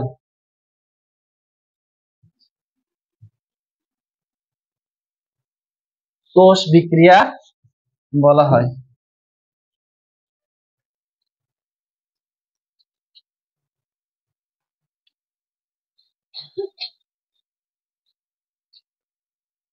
আচ্ছা, এই যে আপনি ড্যানিয়েল কোষটা আমরা একটু আগে ব্যাখ্যা করলাম, তাহলে দেখো যদি একটা সংকেতের মাধ্যমে লেখা হয় তাহলে আমরা কিভাবে লিখতে পারি? তাহলে দেখেন, জিঙ্ক প্রথমে যে অংশটুকু থাকবে এরকম ভাবে আমরা জিঙ্ক সালফেট, মাঝখানে এরকম একটা ভাব থাকে, খেয়াল করি, তাহলে এখানে হবে কপার সালফেট, কপার। এটা হচ্ছে একটা কোষ ডায়াগ্রাম, বা আমরা সংকেত বলতে পারি এটাকে। দেখি, এটা আমরা এইটুকুন, এটা দ্বারা বোঝাচ্ছে প্রথম অংশটুকু এখান থেকে এটা তৈরি হয়েছে, এখান থেকে এটা তৈরি হয়েছে। এটা আসলে যদি আমরা ভেঙে লিখি, একটু আগে দেখলাম যেটা জিঙ্ক ছিল, জিঙ্ক থেকে বললাম জিঙ্ক 2+ তৈরি হয়েছে, তাই না? তাহলে জিঙ্ক থেকে জিঙ্ক 2+ হয়েছে। তাহলে এটাকে যদি আমরা আর একটু ছোট করে লিখি, জিঙ্ক অবলিক জিঙ্ক 2+, আর এই অংশটুকু বাদ দিয়ে দিলাম, দর্শক আয়নটুকু বাদ দিয়ে দিলাম এটা।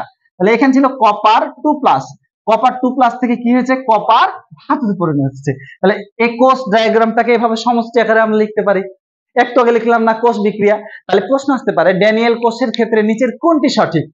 এটা একটা দিল, আবার জিঙ্ক 2+, জিঙ্ক এক খ নাম্বার দিল, কপার অবলিক কপার 2+, এরকম ভাবে কয়েকটা আয়ন দিল। ভালো করে খেয়াল করি, তাহলে আমরা এটার ওইটার মধ্যে পার্থক্য কি? এখন পার্থক্য তো কিছুই নাই। কি পার্থক্য আছে? হ্যাঁ, একটু পার্থক্য আছে, যে উল্টা পাল্টা হয়ে গেছে, তাই না?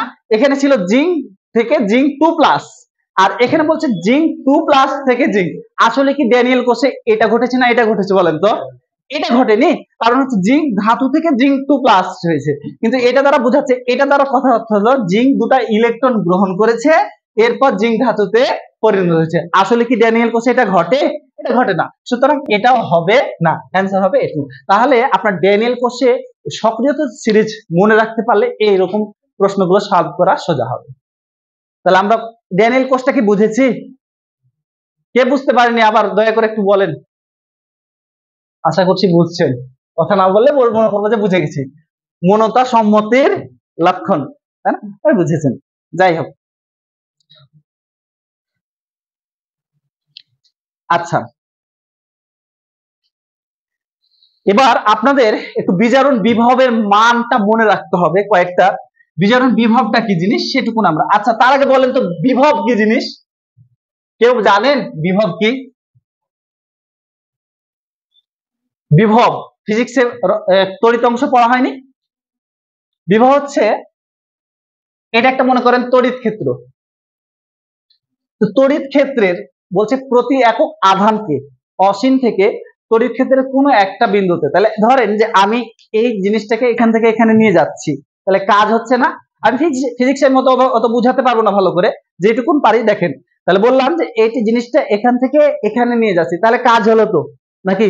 পদার্থ বিজ্ঞানের ভাষায় কাজ হচ্ছে না? তাহলে কাজ হচ্ছে।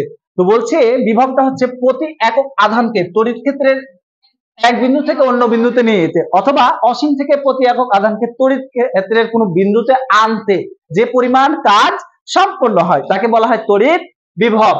এখন এখানে যেটা জানতে হবে, প্রমাণ বিজারণ বিভবের মানগুলো মনে রাখতে হবে। এই যে আমরা ধরেন যে জিঙ্ক থেকে বললাম জিঙ্ক 2+ হলো, জিঙ্ক 2+ হলো, তাহলে এখানে ইলেকট্রন অবস্থায় ত্যাগ ঘটেছে, ইলেকট্রনের আদান প্রদান ঘটেছে না?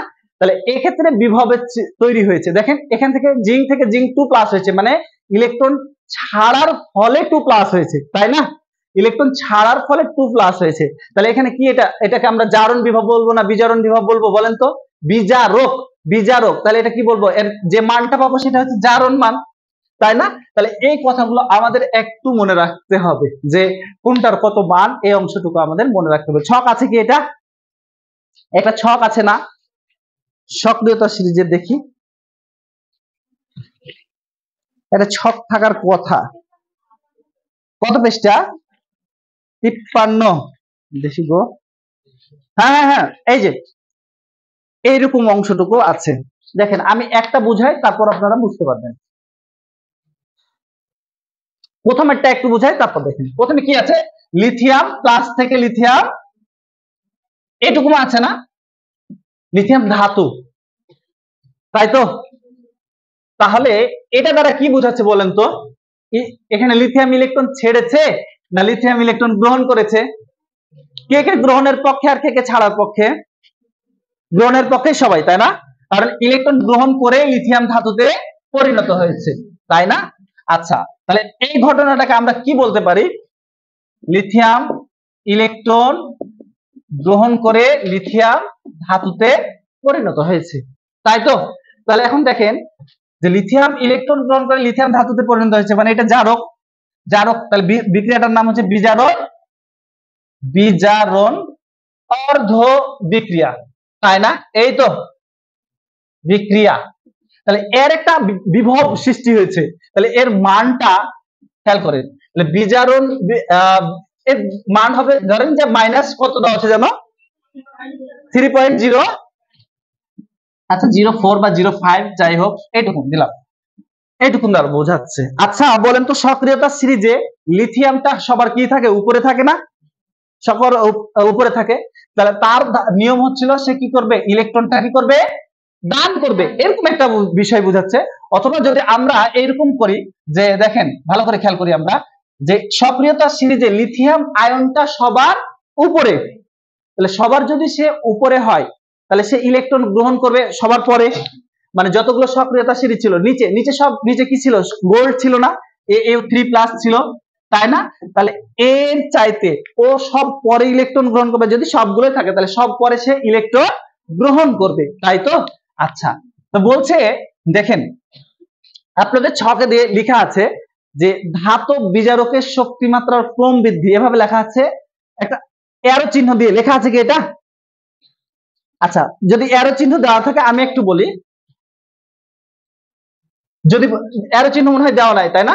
আচ্ছা, বই যেয়ে দেখবেন এইভাবে লেখা আছে, এরকম ভাবে দেওয়া আছে, এটা একটা দেওয়া আছে, আর আয়ন গুলোর নিচে এভাবে দেওয়া আছে। এই জিনিসটার মানটা একটু বোঝালে আপনারা বুঝে যাবেন। বোর্ডের দিকে তাকান, ওখানে মনে হয় দেওয়া নাই, ঠিক আছে? আচ্ছা, যাই হোক, বইয়ে যে দেখবেন এভাবে আয়ন গুলো লেখা আছে, আয়ন গুলো লেখার পর লেখা আছে উপর থেকে নিচ দিকে এভাবে অ্যারো চিহ্ন দেওয়া আছে, তারপর লেখা আছে এখানে যে ধাতব আয়ন জারকের শক্তিমাত্রা বৃদ্ধি, ধাতব আয়ন জারকের শক্তিমাত্রা বৃদ্ধি। জারক, জারক কারা? যারা ইলেকট্রন গ্রহণ করে। তাহলে লিথিয়াম, তারপর হচ্ছে পটাশিয়াম অবলিক পটাশিয়াম, সরি এটা, তারপর এরকম ডট ডট ডট আসলো, মনে করলাম যে সিলভার প্লাস। একটু খেয়াল করি, বলছে উপর থেকে নিচে গেলে জারকের শক্তিমাত্রা কি হচ্ছে? বৃদ্ধি পাচ্ছে। তাহলে উপর থেকে নিচে গেলে জারকের শক্তিমাত্রা বৃদ্ধি, এ কথাটার অর্থ কি? ইলেকট্রন গ্রহণের প্রবণতা বৃদ্ধি আছে না? তাহলে ইলেকট্রনের গ্রহণের প্রবণতা বৃদ্ধি। এদিকে বোঝাচ্ছে, বলছে যে ধাতব বিজারকের শক্তিমাত্রা বৃদ্ধির ক্রম, ধাতব বিজারকের শক্তিমাত্রা বৃদ্ধির ক্রম, এটা আবার কি জিনিস? খেয়াল করেন, আমরা সচরাচর জানি লিথিয়াম থেকে তৈরি হয় লিথিয়াম প্লাস, আর এখান থেকে তৈরি হচ্ছে যে লিথিয়াম থেকে লিথিয়াম মানে ধাতু তৈরি হয়েছে। একটু গভীর মনোযোগ দিবেন, এখানে কিন্তু ভেজাল লেগে যায়। হ্যাঁ, উপর থেকে যত নিচ দিকে যাচ্ছি ইলেকট্রন গ্রহণের প্রবণতা তত বৃদ্ধি পাচ্ছে। ইলেকট্রন গ্রহণ মানে বললাম জারক, জারকের কোন বিক্রিয়া হয়? বিজারণ। তাহলে দেখেন নিচের যতগুলো মান আছে তাদের মানগুলো পজিটিভ মান আছে কিনা দেখেন তো, আপনাদের ইয়াতে পজিটিভ মান আছে না? যেমন সিলভারের কত মান আছে জানো? সিলভারের আছে প্লাস 0.8, প্লাস 0.80। আচ্ছা, এটা ধরলাম, ভালো করে খেয়াল করবেন। তাহলে উপর থেকে আমি যত নিচ দিকে যাচ্ছি ইলেকট্রন গ্রহণের প্রবণতা বাড়ছে। ইলেকট্রন গ্রহণ করে কারা? জারক। যারা জারকের কোন বিক্রিয়া হয়? তাহলে বলেন তো, উপর থেকে যদি আমি নিচে যাই বিজারক, তাহলে বিজারক এগুলো বিভব সৃষ্টি হয়েছে, তাহলে উপর থেকে নিচে যত যাচ্ছি বিজারণ বিভবের মানটা বৃদ্ধি পাচ্ছে না? পাচ্ছে না? পাচ্ছে। সুতরাং দেখেন এখানে প্লাস, তারপর দেখবেন যে আর একটু কমছে, তারপর গেলে আর একটু কমছে, যে শেষ পর্যন্ত মাইনাসের দিকে চলে যাচ্ছে না? মাইনাসের দিকে চলে যাচ্ছে না? তাহলে এখান থেকে যে কোশ্চেন গুলো হতে পারে, হয় প্রশ্ন আসতে পারে যে এরকম ভাবে যে সিলভারের বিজারণ বিভবের মান কত, এটা আসতে পারে, অথবা প্রশ্ন আসতে পারে ধরেন এরকম ভাবে চারটা তুলে দিল, চারটা তুলে দেওয়ার বললো যে নিচের কোনটির বিজারণ বিভবের মান বেশি। তাহলে আপনি সক্রিয়তা সিরিজ যদি আমরা মনে রাখতে পারি, পারবো না? দেখেন আমি যদি এরকম কন্ডিশনে আপনাদের দেখি, ক নাম্বার দিলাম, দেন প্রশ্ন আসলো নিচের কোনটির বিজারণ বিভবের মান বেশি, ক নাম্বার দিলাম এটা পটাশিয়াম অবলিক পটাশিয়াম, খ সোডিয়াম অবলিক সোডিয়াম, গ অ্যালুমিনিয়াম অবলিক অ্যালুমিনিয়াম, ঘ ক্যালসিয়াম 2+3+ গো এটা, তারপর হচ্ছে 2+ অবলিক ক্যালসিয়াম। এর প্রশ্ন আসলো নিচের কোনটির বিজারণ বিভবের মান বেশি, বলেন এবার কোনটার হবে? অ্যালুমিনিয়ামের হচ্ছে না, কারণ সক্রিয়তা সিরিজে অ্যালুমিনিয়াম নিচের দিকে আছে, আমি বললাম উপর থেকে নিচে গেলে বিজারণ বিভবের মানটা কি হচ্ছে? বৃদ্ধি পাচ্ছে। পারা যাবে এগুলা পয়েন্ট করতে?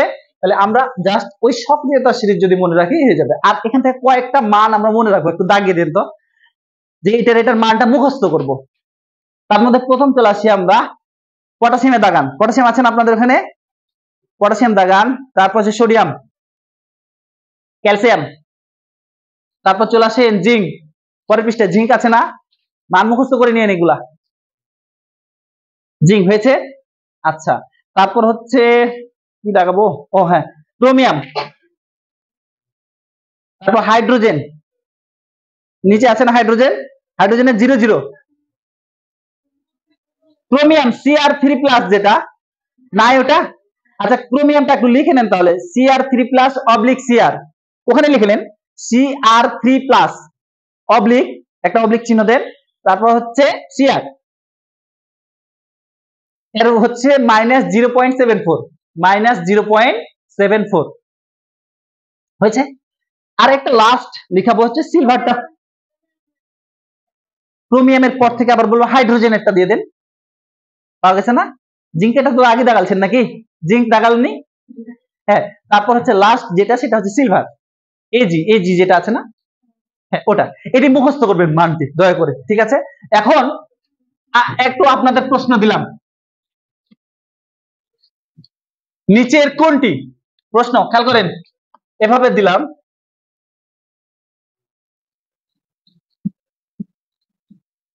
নিচের কোনটি জিঙ্ক অবলিক জিঙ্ক 2+ এর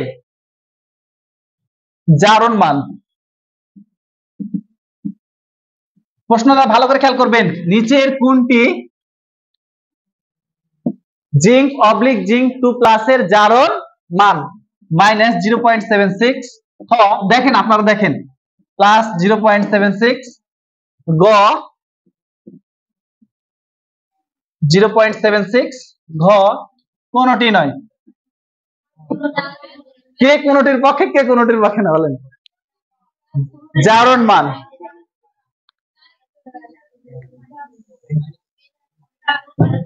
অঙ্ক এগুলো নিয়ে করেছেন, ওই যে পাত্র ছিদ্র হয় অঙ্ক করেননি, এভাবে ছিল না আপনাদের, কোষ স্বতঃস্ফূর্ত ভাবে বিক্রিয়া ঘটে কোনটা ঘটে না, তাহলে তো পারার কথা। এটা কোনটি নয়, কে কে হাত তুলেন তো, কেউ নাই। তারপর ক এর পক্ষে কে কে, খ এর পক্ষে কে কে, খ এর পক্ষে প্লাস, তাই না? আসলেই তাই, কারণ এটা দেখেন চেঞ্জ হয়ে গেছে না। এবার হচ্ছে যে এটা হচ্ছে যে বিজারক, বিজারকের হয় কোন জারণ, সেক্ষেত্রে মানটা তখন পজিটিভ করে নিন, মনে থাকবে। তাহলে আমরা যেটা জানি সেটা হচ্ছে zinc oblique zinc, sorry zinc 2+ oblique zinc, এটা না, এর মান হচ্ছে -0.76, এটা আমরা জানি, কিন্তু ঘুরে গেলে আমরা এটাকে পরিবর্তন করে দেব, এই কথাটা মনে থাকবে তো, তাহলে আমাদের শেষ। আরেকটু আছে রে, বেশিক্ষণ না তো, শেষ করে দিলাম, আমারও তো ভালো লাগছে না গো, আজকে লাস্ট ক্লাস, এরপর কখন আসবো বলা যাচ্ছে না তো, এরপর আসবো হয়তো জানুয়ারিতে, না জানুয়ারি না, ডিসেম্বরের শেষ দিকে এসে ক্লাস নিয়ে যাবো ইনশাল্লাহ। আর একটা লেকচার বাকি আছে, ইনশাল্লাহ শেষ করে দিব। হ্যাঁ, চকলেট তখন খাইয়ে দিব, ইনশাল্লাহ খাবো আজকে। আচ্ছা কয়জন আছে আজকে, আচ্ছা পরে এটা নিয়ে আলোচনা করতেছি, সিট যে দিলাম গো দিনই আছে, আচ্ছা দিব ইনশাল্লাহ। একটু এই সক্রিয়তা, এই প্রশ্ন দিলাম, একটা প্রশ্ন করছি, সক্রিয়তা সিরিজে কোনটির অবস্থান উপরে? lead, copper, silver, calcium? Calcium, good, পারছে রে। আচ্ছা এগুলো হয়ে গেছে আমাদের, এগুলো শেষ, এগুলো অঙ্ক আমাদের লাগবে না। আচ্ছা দেখেন, আচ্ছা তড়িৎ রাসায়নিক কোষের মধ্যে ড্যানিয়েল কোষটা বললাম, ড্যানিয়েল কোষে কোন সেতু ব্যবহার করা হয়? লবণ সেতু। লবণ সেতুতে কোন কোন পদার্থগুলো ব্যবহার করা হয় একটু লিখে ফেলি, দেখেন লবণ সেতুতে ব্যবহৃত পদার্থ। আচ্ছা লবণ সেতুর কাজ আমরা জানি তো, আচ্ছা একটু বলে দিচ্ছি, তাও সারা জীবন যেন মনে রাখে।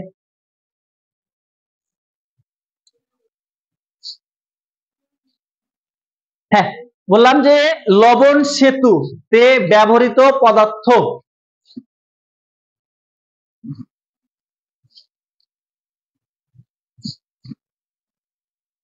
হ্যাঁ লবণ সেতুতে ব্যবহৃত পদার্থ হয়েছে, দেখেন KCl, KNO3,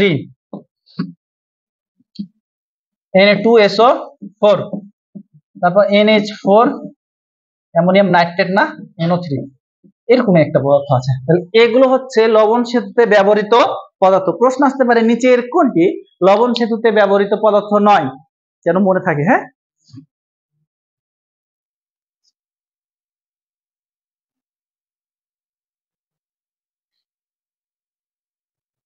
প্রশ্ন একটা দিচ্ছি, 1 মোল কপার ক্যাথোডে সঞ্চিত হতে কত ফ্যারাড বিদ্যুতের প্রয়োজন বলেন? 1 মোল কপার ক্যাথোডে সঞ্চিত করতে কয় ফ্যারাড? 2 ফ্যারাড। 1 মোলের জন্য বলেছিলাম যে 2 মোল ইলেকট্রন গ্রহণ করছে না, আর যদি বলি 2 মোলের জন্য 4 ফ্যারাড। কেন দেখেন, আমি বলেছিলাম যে কপার, তাহলে কপার কয়টা ইলেকট্রন গ্রহণ করছে, তাহলে 2 মোল সমান ইলেকট্রন সমান 2 ফ্যারাড, কিন্তু কপার তো হচ্ছে এখানে 1 মোল, তাই না? তাহলে 1 মোল কপার ধাতু ক্যাথোডে সঞ্চিত হতে 2 ফ্যারাড বিদ্যুতের, তাহলে 2 ফ্যারাডের জন্য কয় না, সরি 2 মোলের জন্য 4 ফ্যারাড বিদ্যুতের, এটা মনে থাকে যেন। লবণ সেতুতে ব্যবহার হয়েছে। আচ্ছা লবণ সেতুর কাজ কি? আয়নের সমতা রক্ষা করা, তাই না? এটা কি বুঝি আমরা? আয়নের সমতা রক্ষা করে কেমন করে? আপনাদের চিত্রটা যে মিটতে দিলাম গো। আচ্ছা একটু এভাবে করি, এটা হচ্ছে কে, এটা হচ্ছে, এটা খেয়াল করেন, এটা পজিটিভ, এটা নেগেটিভ। এটা মনে করেন যে কোষ, এটা একটা, আচ্ছা এটা একটু মানে বোঝানোর জন্য আগাচ্ছি আর কি। দেখেন এটা হচ্ছে জিঙ্ক দ্বন্দ্ব ছিল, তাই না? জিঙ্ক ইলেকট্রন ছেড়ে ছেড়ে জিঙ্ক আয়নে পরিণত হয়েছিল না? তাহলে আগে তো আমরা হচ্ছে যে এই দ্রবণের মধ্যে জিঙ্ক 2+ ছিল, আর এটা একটা জিঙ্কের দ্বন্দ্ব ছিল, তো সেই ইলেকট্রন যত ছাড়ছিল জিঙ্ক এখানে 2+ এর পরিমাণটা বৃদ্ধি পাচ্ছিল না, কিন্তু সালফেট আয়নের পরিমাণটা কি বৃদ্ধি পাচ্ছিল না। তাহলে এখানে বলেন তো ধনাত্মক আয়নের সংখ্যা বাড়ছিল না বাড়ছিল না? তাহলে আয়নের যদি সমতা রক্ষা না হয় তাহলে তো কোষ বিক্রিয়া চলতে পারে না। তখন কোন আয়নের ঘাটতি এখানে ছিল? ঋণাত্মক না ধনাত্মক? ঋণাত্মক। আমরা সালফেট বলতে পারি, কিন্তু হচ্ছে ঋণাত্মক আয়নের কি না? তাহলে এই ঋণাত্মক আয়নের যেহেতু ঘাটতি ছিল, তাহলে এদিকে চলে আসতো, দিয়ে এসে ঋণাত্মক আয়নের ঘাটতি পূরণ করতো। সেম একই কন্ডিশন এখানে মনে করেন যে কপার 2+টা ধাতুতে পরিণত হয়ে গেছিল না, এর গায়ে ধাতু জমা হচ্ছিল না, তাহলে এখানে কি পজিটিভ আয়নের ঘাটতি ছিল, তখন এই পজিটিভটা এই দিকে যে এই আয়নের সমতা রক্ষা করছিল। তাহলে লবণ সেতুর মূল কাজটা হচ্ছে আয়নের সমতা রক্ষা করা। এই কথাটা মনে থাকবে না? তাহলে এই কথাটা আমরা একটু মনে রাখবো যে লবণ সেতুর প্রধান কাজ হচ্ছে আয়নের সমতা রক্ষা করা, আয়নের সমতা রক্ষা করা। আর আমাদের দুইটা কোষ আছে, তড়িৎ বিশ্লেষ্য কোষটা আপনারা জানেন, তারপরে একটু খালি বলে দেবো, আর হাইড্রোজেন ফুয়েল সেল সম্পর্কে পড়াবো। আর আপনাদেরকে বাদ বাকি কোন অংশ পড়তে হবে? লিথিয়াম আয়ন ব্যাটারি আছে না, লিথিয়াম ব্যাটারি একটু বলে দিচ্ছি, এটা লিখবেন খালি খালি। তাহলে আয়নের সমতাটা রক্ষা হয়েছে। আপনারা একটু খাতায় লিখেলেন যে লিথিয়াম ও লিথিয়াম আয়ন ব্যাটারি, লিথিয়াম ও লিথিয়াম আয়ন ব্যাটারির সুবিধা অসুবিধা পড়তে হবে, মানে এটা ফরজ আপনাদের জন্য। লিথিয়াম ও লিথিয়াম আয়ন ব্যাটারির, লিথিয়াম ও লিথিয়াম আয়ন ব্যাটারির দুই ধরনের ব্যাটারি আছে, কিন্তু একটা রিচার্জেবল, একটা রিচার্জেবল নয়। রিচার্জ বুঝি আমরা, আপনাদের মোবাইলটা কি রিচার্জেবল ব্যাটারি না রিচার্জেবল ব্যাটারি? না, না তো ফেলে দিতে হতো, তাই না? আর যেগুলো হচ্ছে যে ঘড়ি টড়ি এগুলো, সেগুলো হচ্ছে রিচার্জেবল না, তাই না? একবার ব্যবহার করে ফেলে। তাহলে হচ্ছে এই জন্য বললাম লিথিয়াম এবং লিথিয়াম আয়ন ব্যাটারির সুবিধা অসুবিধা পড়বেন। আচ্ছা এখন বলেন তড়িৎ বিশ্লেষ্য কোষ, তড়িৎ বিশ্লেষ্য কোষে তড়িৎ বিশ্লেষ্য পদার্থ ব্যবহার হয়। এখন আপনারা বলবেন অ্যানোড ধনাত্মক না ক্যাথোড ধনাত্মক তড়িৎ বিশ্লেষ্য কোষের ক্ষেত্রে? আমরা তো বললাম যে গ্যালভানিক কোষের ক্ষেত্রে যেটা সক্রিয়তা সিরিজের উপরে সেটাকে আমরা অ্যানোড হিসেবে ব্যবহার করি, আর বাদ বাকিটা হচ্ছে ক্যাথোড হিসেবে ব্যবহার করি। কিন্তু তড়িৎ বিশ্লেষ্য কোষে অ্যানোড ক্যাথোড আমরা কিভাবে করব? অ্যানোডটা ধনাত্মক আর ক্যাথোডটা ঋণাত্মক প্রান্তের সাথে সংযুক্ত করব। তাহলে বলেন তো ক্যাথোডে কি জমা হবে যদি তড়িৎ বিশ্লেষণ করা হয়? ধাতু। অ্যানোডে কি জমা হবে? গ্যাস, বিভিন্ন ধরনের গ্যাস। যেমন হচ্ছে যদি সোডিয়াম ক্লোরাইডের আপনি তড়িৎ বিশ্লেষণ করেন, তাহলে এক ক্লোরিন গ্যাস কোথায় জমা হবে? অ্যানোডে। অ্যানোডে জমা হচ্ছে না? তাহলে প্রশ্ন আসতে পারে যে সোডিয়াম ক্লোরাইডের তড়িৎ বিশ্লেষণ কালে অ্যানোডে কোন গ্যাস তৈরি হয়? Chlorine gas. তারপর হচ্ছে যে সালফেট গ্যাস, সালফার গ্যাস বা অক্সিজেন গ্যাস, এগুলো সবসময় কাতে ঋণাত্মক অংশটুকু যাবে অ্যানোডে এবং সেখানে গ্যাস তৈরি করবে এবং সেখানে বুদবুদ বুদবুদ আকারে তৈরি হবে। আচ্ছা বলেন তো তড়িৎ বিশ্লেষণ করে আমরা সাধারণত কি করি? ইলেকট্রোপ্লেটিং, গ্যালভানাইজিং এগুলো করি না? বা একটা ঘড়ির উপর আরেকটা ওই যে কোনো সক্রিয় ধাতু প্রলেপ দিই না আমরা? ইলেকট্রোপ্লেটিং বুঝি আমরা, যে একটা কম সক্রিয় ধাতুর উপর বেশি সক্রিয় ধাতু প্রলেপ দেওয়াকে বলা হয় ইলেকট্রোপ্লেটিং। আর গ্যালভানাইজিং একটা ধাতুর উপর জিঙ্ক ধাতুর প্রলেপ দেওয়া। তাহলে এগুলো আমরা তো 9 10 পড়ছি, তাহলে এই বিষয়গুলো একটু পড়বেন। আমরা আজকে হাইড্রোজেন ফুয়েল সেল সম্পর্কে একটু আলোচনা করে ইনশাআল্লাহ শেষ করব ভাবছি। তার আগে আচ্ছা ড্রাই সেল বিষয়টা একটু বলি। ড্রাই সেল ব্যাটারি জানেন কোনগুলো? ড্রাই সেল ব্যাটারি এই যে টিভি রিমোট টিমোটের ব্যাটারি গুলো হচ্ছে dry sell battery. Dry sell ব্যাটারিতে আপনার হচ্ছে এর গঠনটা আপনারা 9 10 এর বই আছে সবার কাছে, 9 10 এর বই আছে, অথবা এই বইটা পড়তে পারেন হাজারি স্যার বইয়ে। 9 10 এর বইয়ে অর্থাৎ ব্যাটারির গঠনটা পড়বেন যে অ্যানোড হিসেবে কোনটা ব্যবহার করা হয়? জিঙ্কের কোটা। ক্যাথোড হিসেবে আপনার কার্বন দ্বন্দ্ব ব্যবহার করা হয়। আর হচ্ছে যে এই যে পেস্ট আকারে থাকে অ্যামোনিয়াম ক্লোরাইড থাকে, জারক পদার্থ হিসেবে কোনটি থাকে? Manganese oxide. এই বিষয়গুলো আপনাদের ওখানে সুন্দর করে এক লাইনে লেখা আছে, ওই অংশটুকু একটু পড়বেন, খালি ড্রাই সেল ব্যাটারির গঠনটা, ঠিক আছে? আচ্ছা আর একটা কথা আমরা একটু খাতায় লিখবো, লিখে ফেলেন তো। ক্লান্তি চলে আসছে?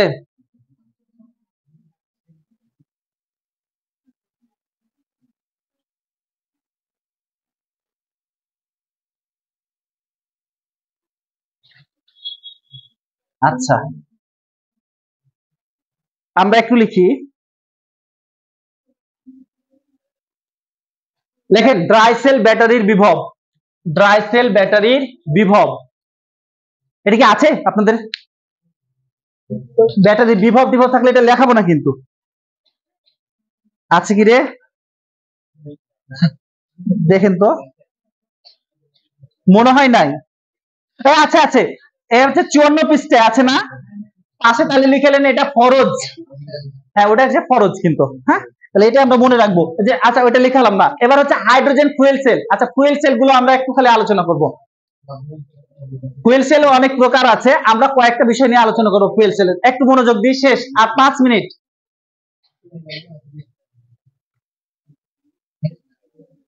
লেখেন হাইড্রোজেন ফুয়েল সেলের, ফুয়েল সেলের শুনেন আমি বলি, ফুয়েল সেলের প্রকারভেদটা একটু রিডিং করবেন। আমি খালি হাইড্রোজেন ফুয়েল সেল সম্পর্কে কয়েকটা বিষয় লিখে দেবো। লেখেন হাইড্রোজেন ফুয়েল সেলের অ্যানোড ও ক্যাথোড রূপে, হাইড্রোজেন ফুয়েল সেলের অ্যানোড ও ক্যাথোড রূপে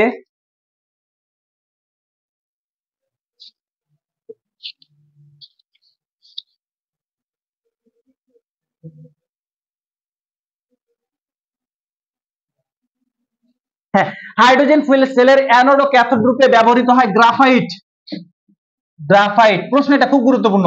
প্রশ্ন আসতে পারে হাইড্রোজেন ফুয়েল সেলের অ্যানোড ও ক্যাথোড রূপে নিচের কোনটি ব্যবহার হয়? গ্রাফাইট।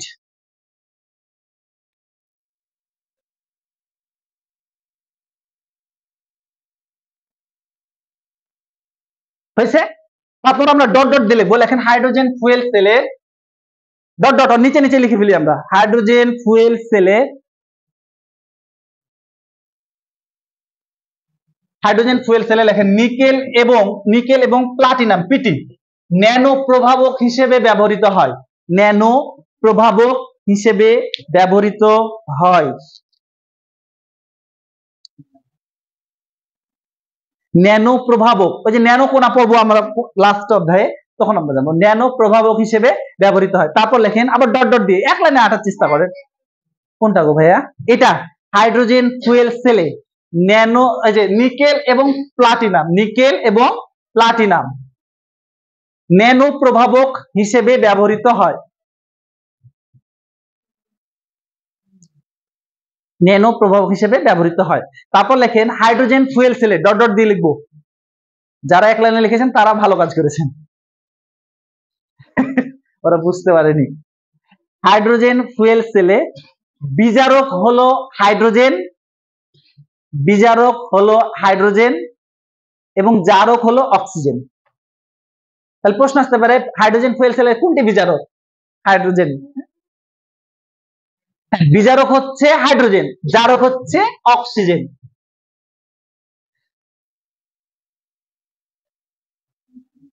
এখন যদি এই যে বিজারক এবং জারক বললাম, এগুলো কিন্তু ব্যবহৃত ফুয়েল বলা হয়। ফুয়েল মানে কি? ফুয়েল মানে তেল, অর্থাৎ জ্বালানি রূপে এই দুটাই ব্যবহার করা হয়। তাহলে প্রশ্ন যদি এবার ঘুরিয়ে দেওয়া হয়, হাইড্রোজেন ফুয়েল সেলে নিচের কোনটি জ্বালানি হিসেবে ব্যবহার করা হয়? হাইড্রোজেন এবং অক্সিজেন। হাইড্রোজেন এবং অক্সিজেনটাই হচ্ছে জ্বালানি। বোঝা গেল? তাহলে প্রশ্ন এভাবে দিতে পারে যে হাইড্রোজেন ফুয়েল সেলের জ্বালানি কোনটি? হাইড্রোজেন এবং অক্সিজেন। বিজারক কোনটি? হাইড্রোজেন। জারক কোনটি? অক্সিজেন। এখন আরেকটা লাস্ট পয়েন্ট, এখান থেকে বিশুদ্ধ পানি পাওয়া যায়। কারণ কি? এই যে হাইড্রোজেন আর অক্সিজেন আছে না, তাহলে হাইড্রোজেন ফুয়েল সেলে বিশুদ্ধ খাবার পানি পাওয়া যায়।